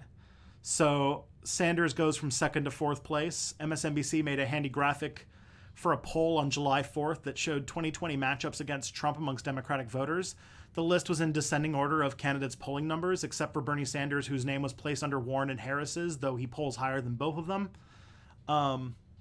Then number 2, 5 being greater than 7, so Bernie Sanders goes from second to third place. Steve Kanacki placed Sanders' name below Warren on July 15th when he was reporting on a poll out by the Washington Post. Once again, the order of the names in descending by poll number, except for Bernie Sanders, which once again placed below where it should be. Then 5 equals -5, where Chuck Todd showed a graphic on May 24th claiming that Sanders had gone down 5 points in a Quinnipiac poll where he got the absolute number right, but he got the value sign wrong. Sanders didn't go down by 5 in the poll. He went up by 5. Number 4, 25 equaling 28. So after an April Monmouth poll showed Bernie Sanders polling at 27% amongst non-white voters and Biden at 25%, Velchny and Rulli on April 29th showed a graphic which somehow added 3 points to Biden's number, putting him in first place. Less than $200 equals 0. Bernie Sanders goes from a candidate with one of the best records with female donors to the worst. Rachel Maddow on April 29th did a segment and tweeted about a study on the gender of campaign donors. Unfortunately, she forgot to say the study she cited only looked at donors who gave $200 or more. After praising Kirsten Gillibrand for doing the best in terms of targeting female donors, Maddow urged her viewers to look at the other end of the spectrum. Just strikes me as unsustainable. Bernie Sanders and Pete Buttigieg, look at them.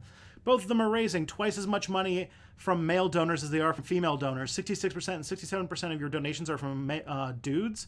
Dude. The same Open Secrets report Maddow was citing explained that the results were skewed since Sanders has the highest amount of money coming from small donors at 74%, and generally only donations above $200 are itemized. The gender landscape of small donations are absent. So that's one thing. Bernie Sanders there's another case where there was a speech where he spoke for 23 minutes about his opposition to sexism and racism. Then they reduced it to 5 minutes and then said that he didn't talk about it. So like things like that. Those are the examples.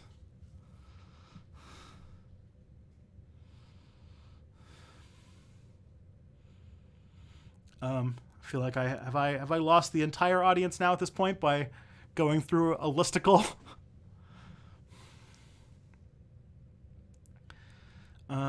Okay. So those are the examples. I put the link to the article in the chat. You can check it out. All right. Sanders had more radical opinions when he was young. Do you think he's really become more centrist now, or do you think he's just realizing you can't be anti-capitalist in mainstream U.S. politics? I can't speak to Sanders's soul. I think that's between him and God. It doesn't particularly matter either. I think there was a great ContraPoints video from like 1,000 years ago in which she said, like, I don't particularly care what Donald Trump thinks. He could just have like a blank sound of like white noise in his brain for all that matters. What matters is what you say and what you do. So Bernie Sanders has obviously gone a lot more centrist over the years, and it doesn't really matter whether he has honestly changed his positions or whether it is a voter game. It is a thing that has happened. Is Tristan answering old questions? No, I'm just that far behind. Do you like any candidates other than Bernie? The answer, I already answered that one. Suppose Bernie does become president. Do you think the mainstream media will start treating him better when he's actually president? No, I don't think so. I think that all of a sudden, the people who think that there was never a good time to criticize Democrats are all of a sudden going to find a way to criticize the White House. I think it's going to be an uphill battle the entire time, and that Bernie Sanders will have to, by being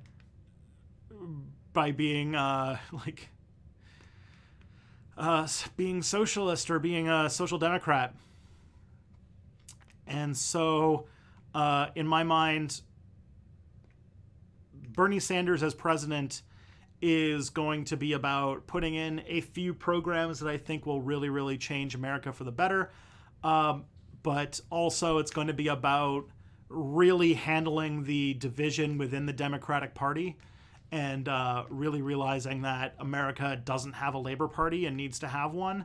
My hope, my space cadet hopes, are that this whole thing with Trump sort of collapses the Republican Party in some fashion, and that America would go towards a refiguring its two-party system to have a Labor Party and a Conservative Party, but that is a real stretch. I don't know if that's going to happen. I do think that socialists and the left in America have not had representation in politics for decades, and I don't think that they're going to. And I think that it's about time that basic things that like every other country's figured out except the United States can finally get talked about. Like why you shouldn't go bankrupt for the crime of getting cancer. Which, you can have every single debate about different issues, but it still comes down to, do you think that anybody should be charged $200,000 for getting cancer? And you know what? Out of all of the candidates running for president, 2, maybe 1 would answer no to that. Which is real weird.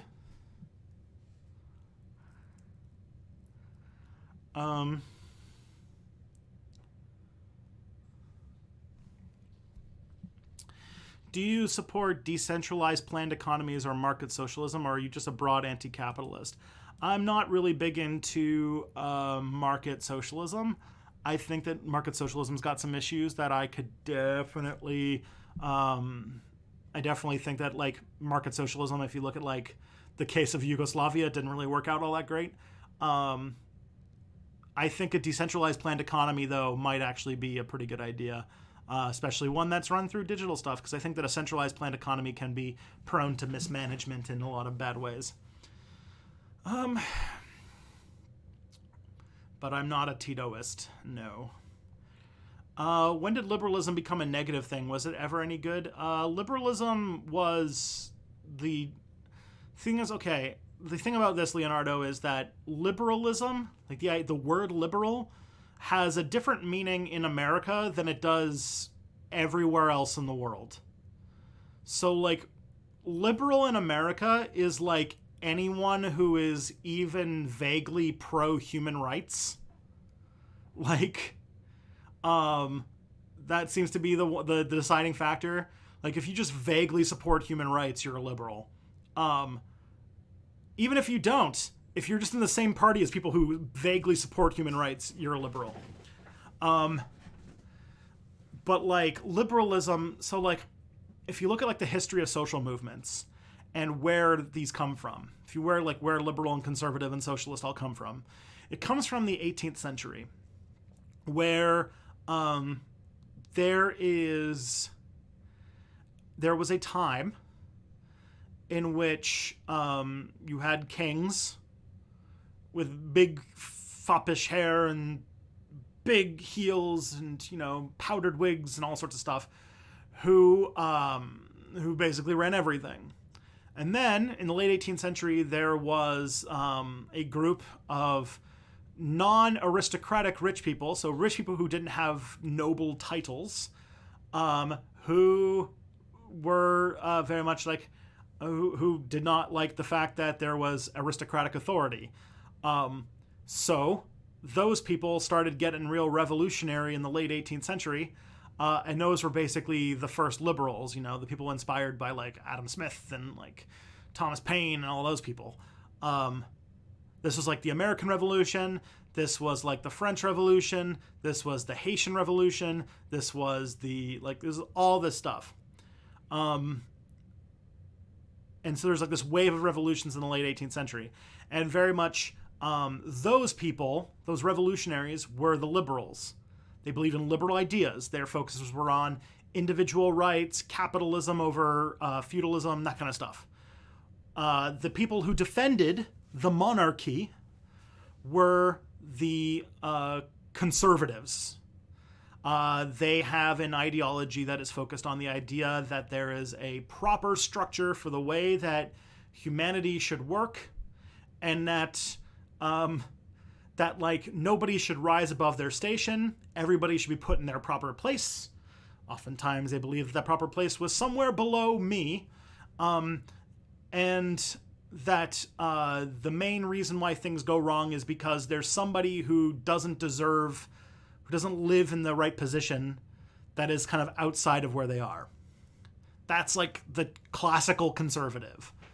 But then, as those liberals started to take over governments in the 19th century, the people who revolutionized with them, the poor, looking for a better life, because they also didn't like the monarchy, started to realize that, oh, these rich people led these revolutions, and then they just kind of stopped.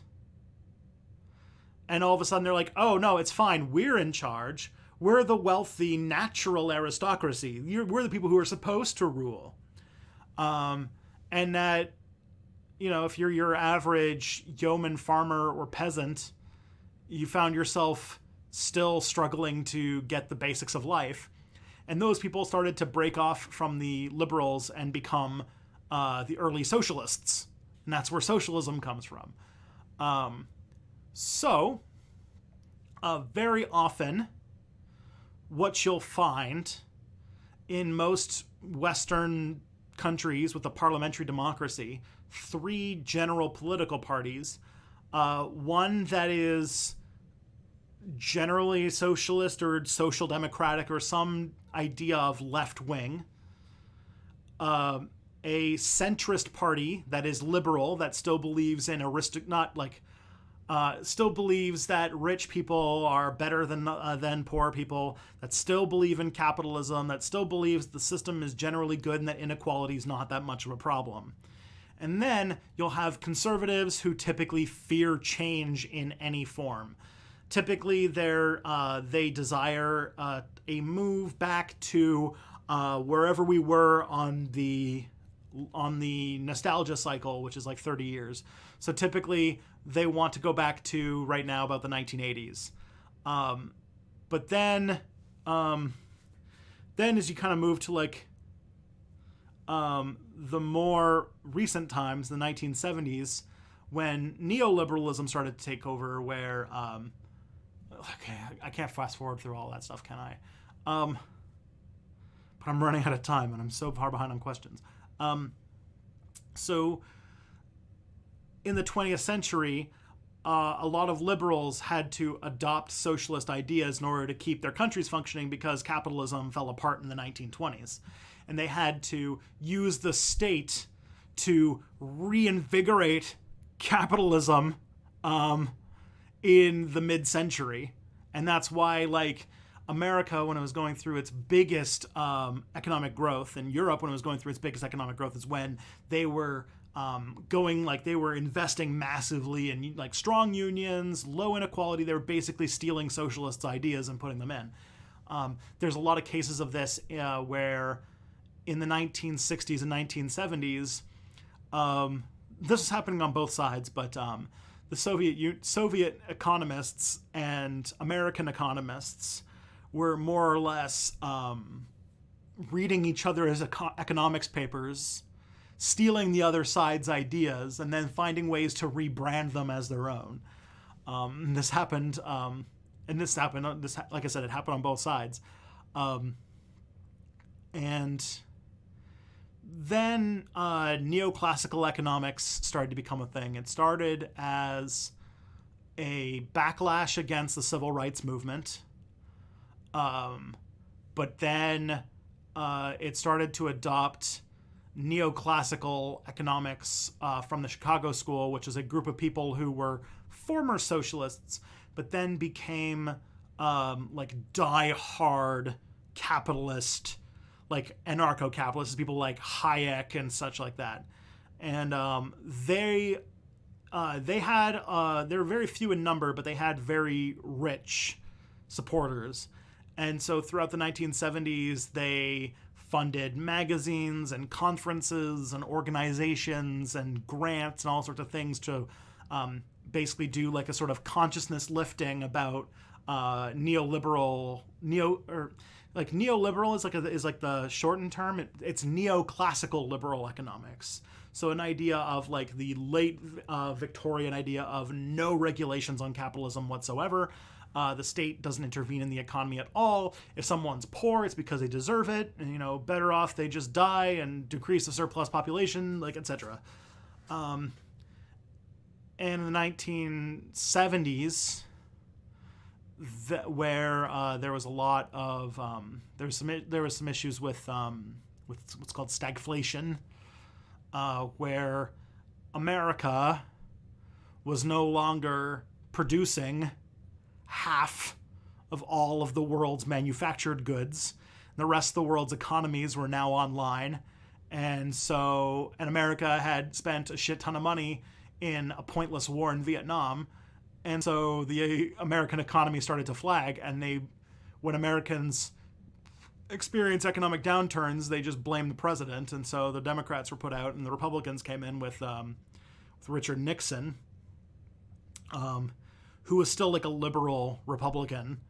But then when he was ousted, then you had like Reagan, and Reagan basically turned the conservative position, this backlash. He decided instead of doing the 30-year nostalgia cycle, where we have to go back to the 50s, he did like the real deep nostalgia cycle. It's like we need to go back to like 19th century thinking about economics, but sold it as like this new sexy economics. But then the Democrats absorbed that idea, and I don't know, now the Republicans. So now, like in America, a conservative, like there's like a book, I'm trying to remember the name of the book, about illiberal conservatism, where like after about, I'm trying to think, like in the 1990s or something like that, there was like this movement in the Republican Party to basically just abandon liberalism as an idea, because they were both liberals. They're both different ideas of liberal at that point. But they ended up in a position, ignore Carter, I guess. Carter's economic policy is kind of weird to disambiguate. He was kind of in a transitionary phase for America.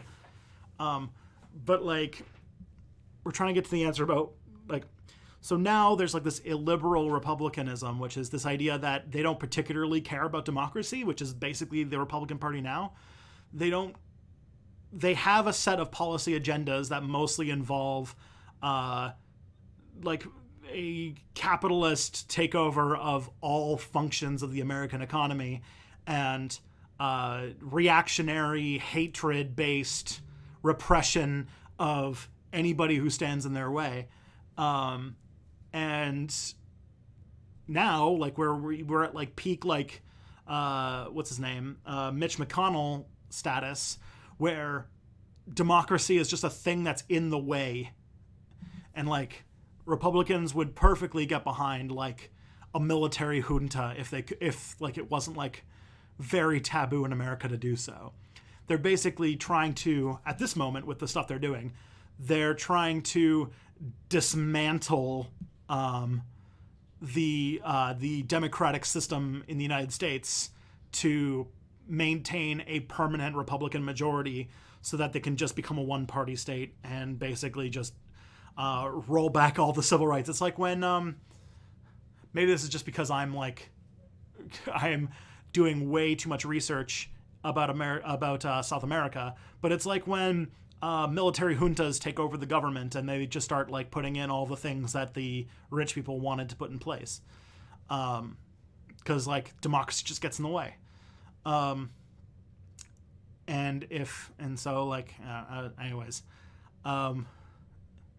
If like Donald Trump's victory wasn't like the political version of a coup, I don't know what would be. If the popular vote ever elected a president, or if the popular vote elected presidents, there wouldn't have been a Republican president since the first George Bush. So think about that. Anyways, so right now in America, conservative means like far right reactionary would be considered like pseudo fascist in right now. I don't even know if it's pseudo-fascist, just like blatantly like anti-democratic reactionary takeover by a group of capitalist elites. That's like the Republican Party stance. I would say you want to oppose that, but how? They literally like, what's it called? You'd have to like walk back like Mitch McConnell literally saying two contradictory things because one time it benefited the Republicans and one time it didn't. Like, they blatantly don't give a shit about the democratic process. And the Democratic Party is what would be called a liberal party in most other countries, which is a pro-capitalist, center-right political operation that is about keeping capitalism alive, keeping inequality's fine. It's just about, like, maintaining the status quo, which in many ways feels much more like a conservative party in other countries. And then what America are calling socialists, like Bernie Sanders and such, come off way more like what would be, like in Europe, a liberal or a centrist. Like, I would think that Bernie Sanders would be closer in, like, British politics to, like, a Lib Dem instead of, like, a Labour person. So you can see these labels are very weird in America, and they have a different political lexicon that makes it difficult to talk to them about politics stuff because, yeah.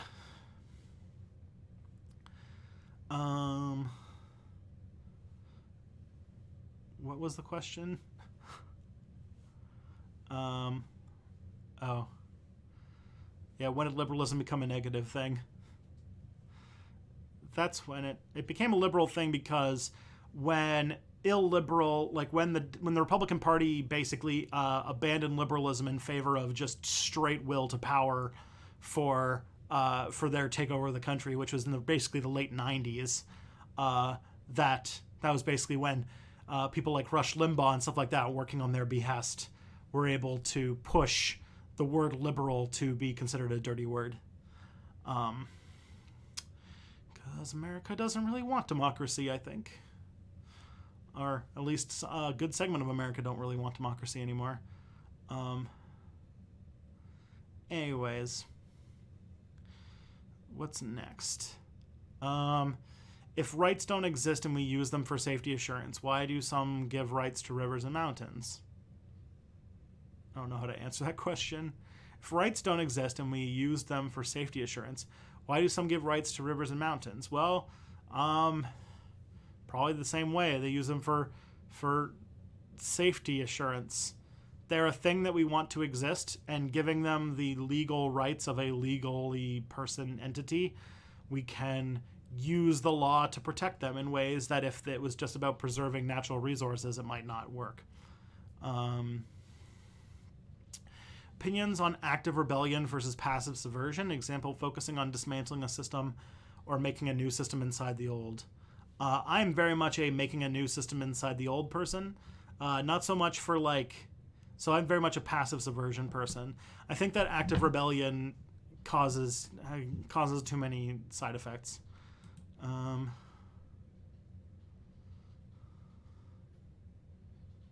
Okay. Okay.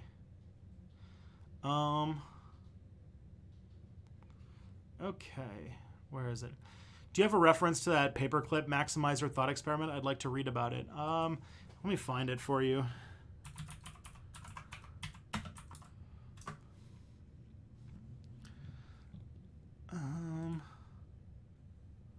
Community blog for the reminder of human rationality. So it's from a 2003 thing, I think, from Nick Bostrom. Is that where it comes from? Yeah, here, I'll put a link to it in the chat, but it's basically a thing about AI done by Nick Bostrom in 2003. So there you go. Okay. 255, what do you think about Ancient Egypt earlier? Do you think the Game of Thrones idea that peasants don't care which lord is in charge so long as they aren't directly killing them is wrong? I mean, I don't think it's... I think that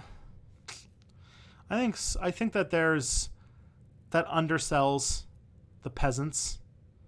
In many ways, it's really contingent on the context in which the peasants live.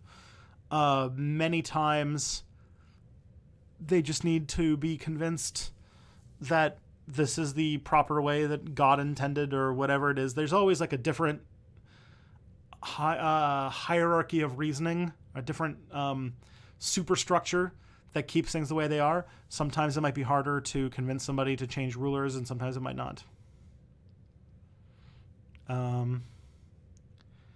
Could we not call it space colonization? That's a good point. We're not really conquering indigenous people in space.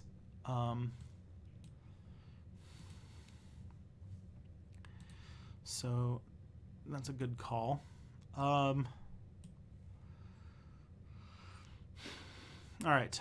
Have you seen The Expanse? You should really watch it. I bet you would find the belters and the politics of it very interesting. I have watched The Expanse.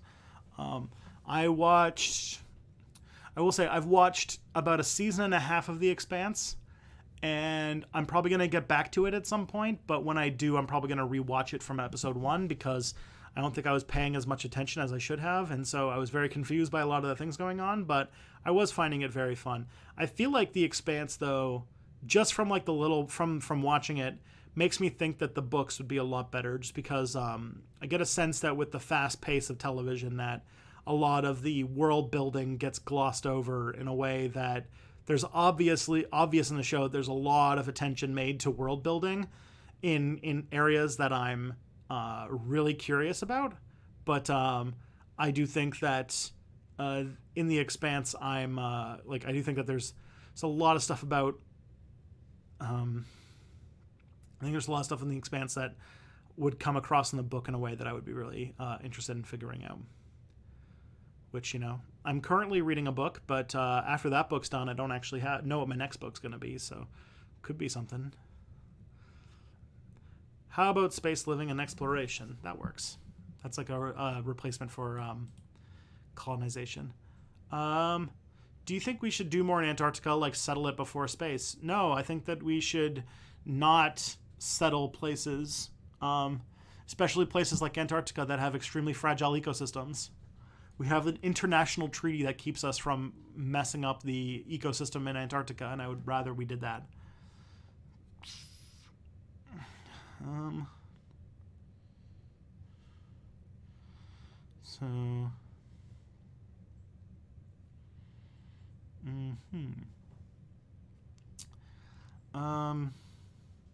Can't pretty much all of these things be brute forced with rotating habitats, lots of material for shielding, launch loops, orbital rings, etc.?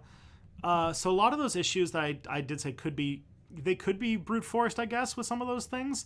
The problem, though, is that a lot of those things I'm talking about don't, like, a lot of the things that you just mentioned there, like rotating habitats, shielding, launch loops, and orbital rings and such, also depend on materials that do not exist at the moment, or amounts of materials that would not be economically feasible to put together.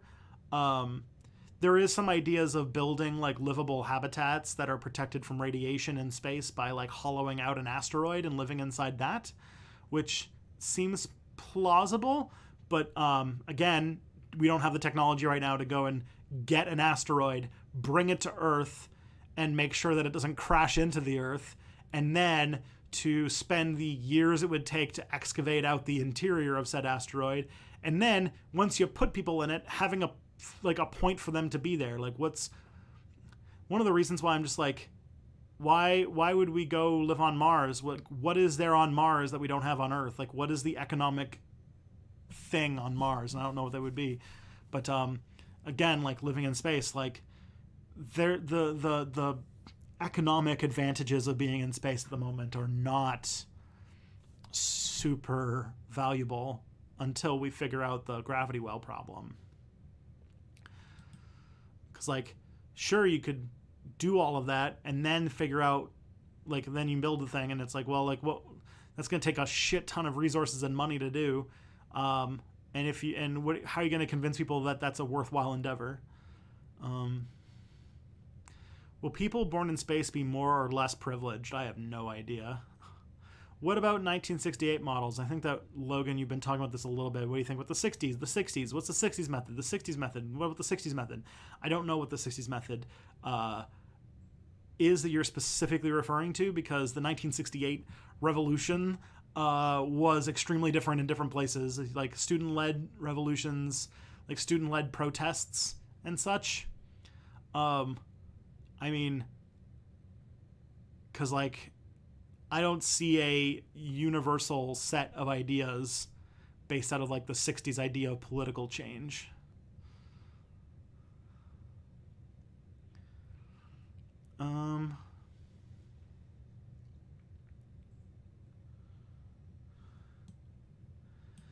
Isn't a higher percentage of American Muslims more supportive of LGBT rights than Christians? Yes, Golden Pelt. I believe that is true. There is, because, like, as we kind of talked earlier about with self-selection, there, or with like people who move from, like, Muslim majority countries to the West, there is a self-selection for people who want to live in that kind of society. And so, like, if you were to take your average population of, like, Syria, for example, they'd probably be more socially conservative than, like, say, a person who lived in Syria and moved to the United States. And so, because more, not saying that it isn't, like, there's obviously a lot of Muslims are born in America, but a higher percentage of Muslims in America are people who have immigrated to America, for example, than Christians. Then one is much more likely to be, socially conservative than the other, if that makes sense. Because there's a self-selection aspect there. Because people who move tend to be more, like, economically well off, tend to have a reason for why they are moving to said country. We don't really talk about that part now, do we? What you said about Muslims being potentially reactionary, what do you say to someone who's afraid to let Muslims into the West in case they vote for things that hurt women or LGBTQ people? Man, we're going to keep hammering this one, and I'm going to keep hitting this thing forever. So what I would say is many of the people that are trying to move to these countries are doing so because they're escaping war and famine and drought, which, are, like, we can deal with people having different perspectives on things when they're not running for their lives. And on top of that, this effect that you're talking about people, like, that doesn't last much longer than a generation, and it tends to soften even within a generation. So even so, it's not that big of a thing. And also, people aren't migrating in numbers big enough to, like, despite what, like, the Daily Mail or whatever the right-wing shit rag in France would be saying, Muslims aren't migrating in large enough numbers to overturn elections like that. And even so, they are typically held from being able to vote for a very, very long time because they're usually just made permanent residents. All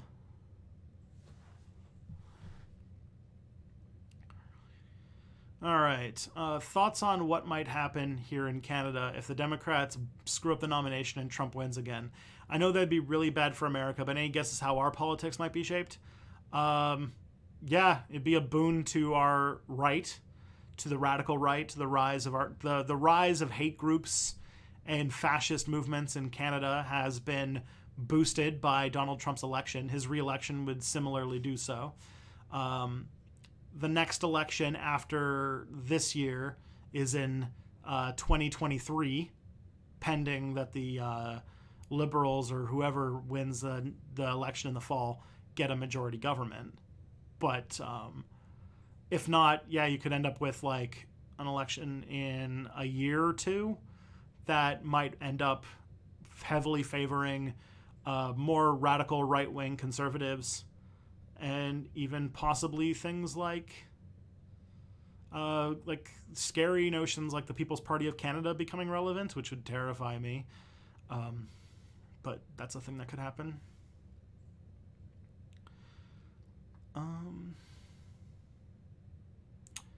Okay. Next question is, what do you think of people who call Bernie a liberal? I don't think he's a liberal. He's definitely not like, okay, so like there's like a contingent of people who think that I haven't heard that Bernie Sanders is not really a socialist, which like as if I've never heard this before. Like, yeah, Bernie Sanders doesn't wear like a fucking beret and carry an AK-47 around, although it'd be pretty awesome if he did. But Bernie Sanders is most definitely not a liberal. I would call him a social democrat, which, you know, it's a soft position on the left, but it is still the left. I wouldn't call Bernie Sanders a liberal. He's not like Justin Trudeau. I think that Sanders very squarely fits as part of the Social Democrats, or social democracy in a political sense. In America, if they want to call that democratic socialism, okay, sure. America has a different word for everything anyway. So if you want to call social democracy democratic socialism, just like how everything left of the far right is considered a liberal, then go for it. So whatever.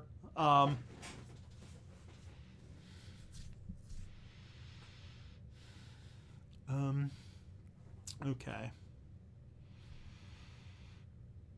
Where are we next?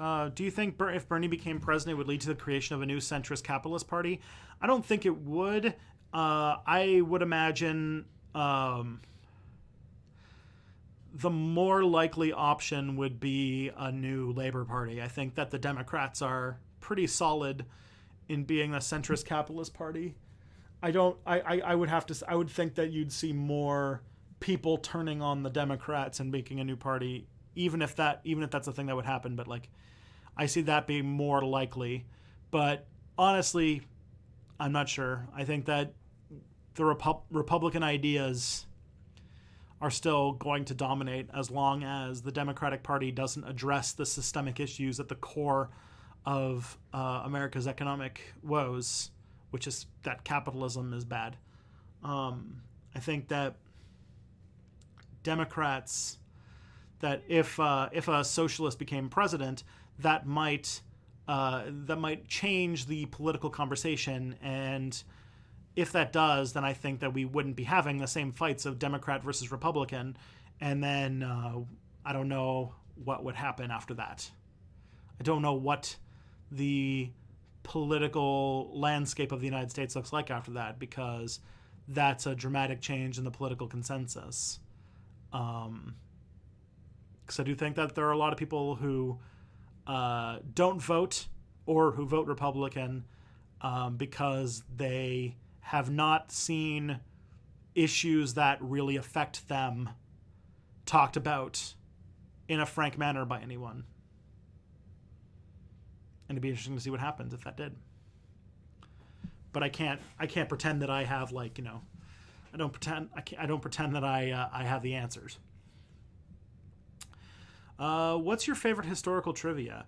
I think that one of the most interesting ones that I've been kind of thinking about lately is that during the Berlin airlift, on average, one plane was landing full of cargo every 30 seconds, which I think is like and like 24 hours a day for months, which is like one of the most mind-blowing like organization projects I think I've ever heard. Are we giving ourselves a Pinochet? I think you are, a little bit, yeah. If Watergate never happened in the U.S., if Watergate had never happened, would the U.S. have gone from LBJ to Clinton without a Democrat? That's I don't know, that's alternate history. That'd be hard to say. But if I remember correctly, like, like Nixon was very popular before Watergate. Even when like the Watergate was still early on, his support didn't really disintegrate until it kept going on and on and on and on. And so I could see The Republicans may be hanging on, but also the weakness of Richard Nixon and the fall of like his government sort of opened up stuff so that the neoconservatives, the kind of Ronald Reagan space, would come in and take over the Republican Party, which is something that kind of is a side effect of them abandoning or what's it called, absorbing racist Southerners in the Southern strategy.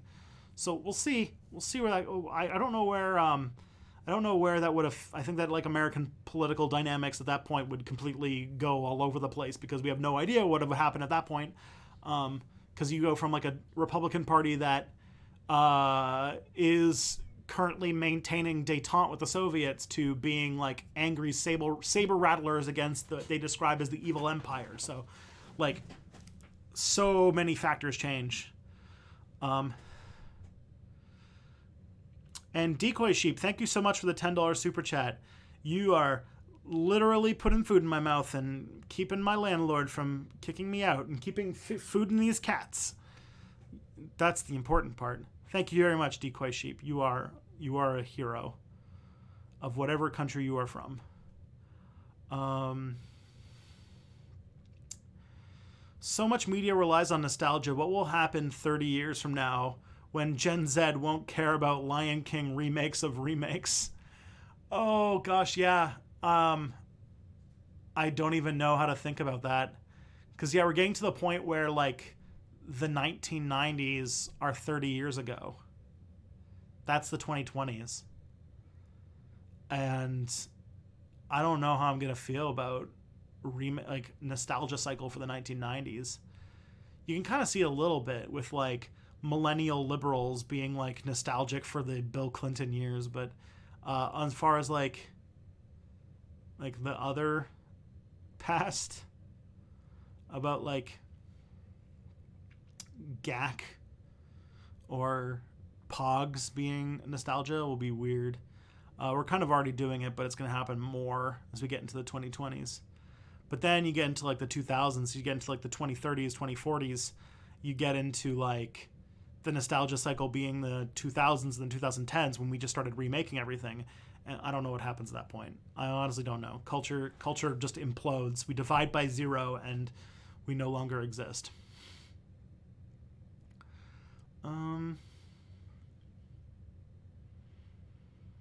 Okay. Are you worried that supporting the Canadian left-wing party, that I can't remember what they're called, might split the vote and result in Conservatives getting in?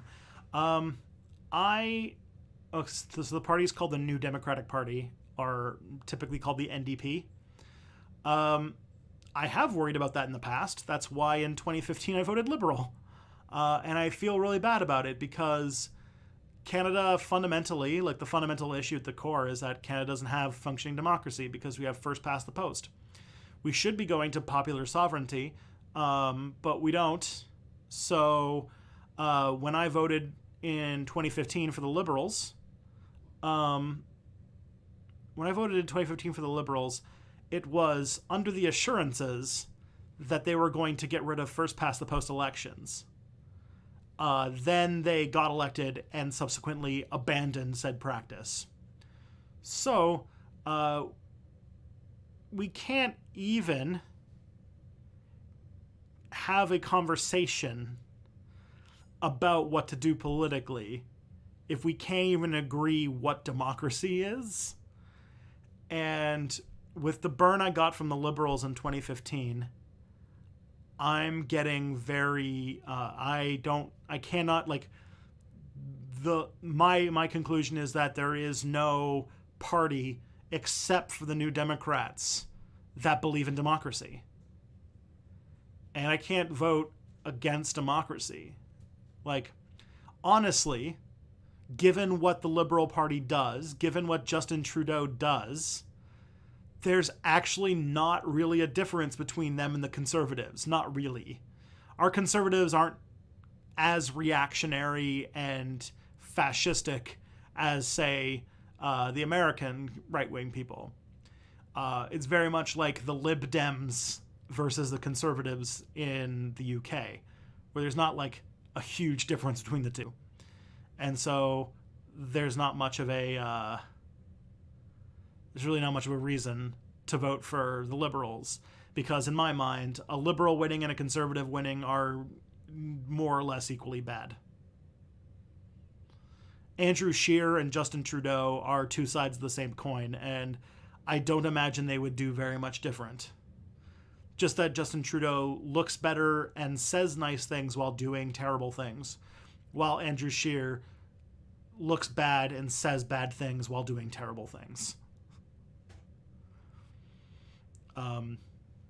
And also, in my writing, nonetheless, the New Democrats probably have a pretty good chance of winning, and so I am lucky that I can just vote in my writing for the New Democrats, because they have a pretty good chance of winning anyway. In 2015, I was involved in the ABC movement, which was it was this movement that was like, all right, if the Liberals and the New Democrats are both committed to ending first past the post elections, then all you should do is vote for whoever has the highest chance of beating the Conservatives in the 2015 election. That was who I voted. That's how I voted. But then I got bamboozled by, especially because the MP who I voted for was like dating one of Kelly's friends, and he was all sly and slick, and then then voted against BDS like within 3 months of getting elected. And so fuck that guy. Yeah. All right. Question: are both of your provincial and federal MPs Liberals? Do Canadians treat their constituent MPs as representatives they can call and persuade? Depends upon your constituency. I'm pretty sure that at the federal level, let me just check real quick just to make sure.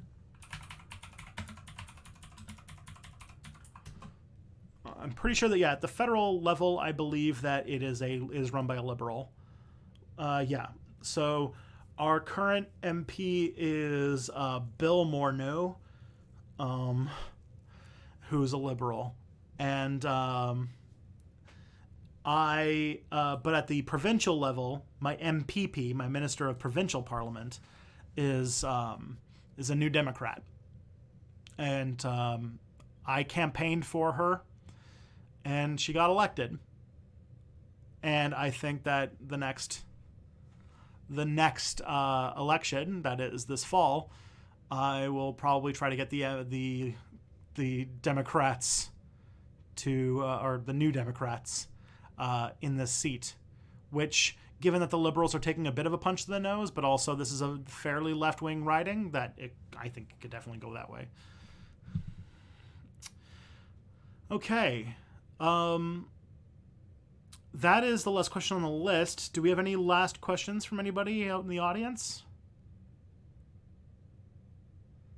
Just give you guys a couple minutes to get some last questions in.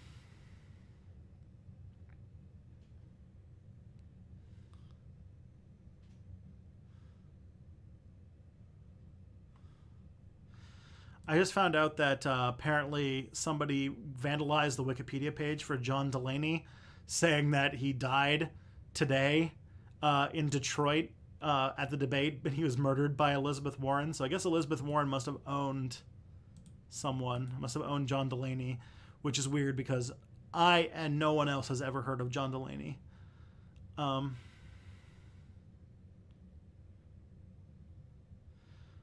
right. I'm not seeing any more questions. There's more time to let it get to the chat. But we are getting pretty close to the time that I would have closed down anyway, so that's fine. All right. I think that's good. Well, everyone, this has been an amazing chat. I think we've covered a lot of really cool issues. I know the debate's going on, so it's probably distracting a lot of people. But anyways, my next stream is going to be this Saturday.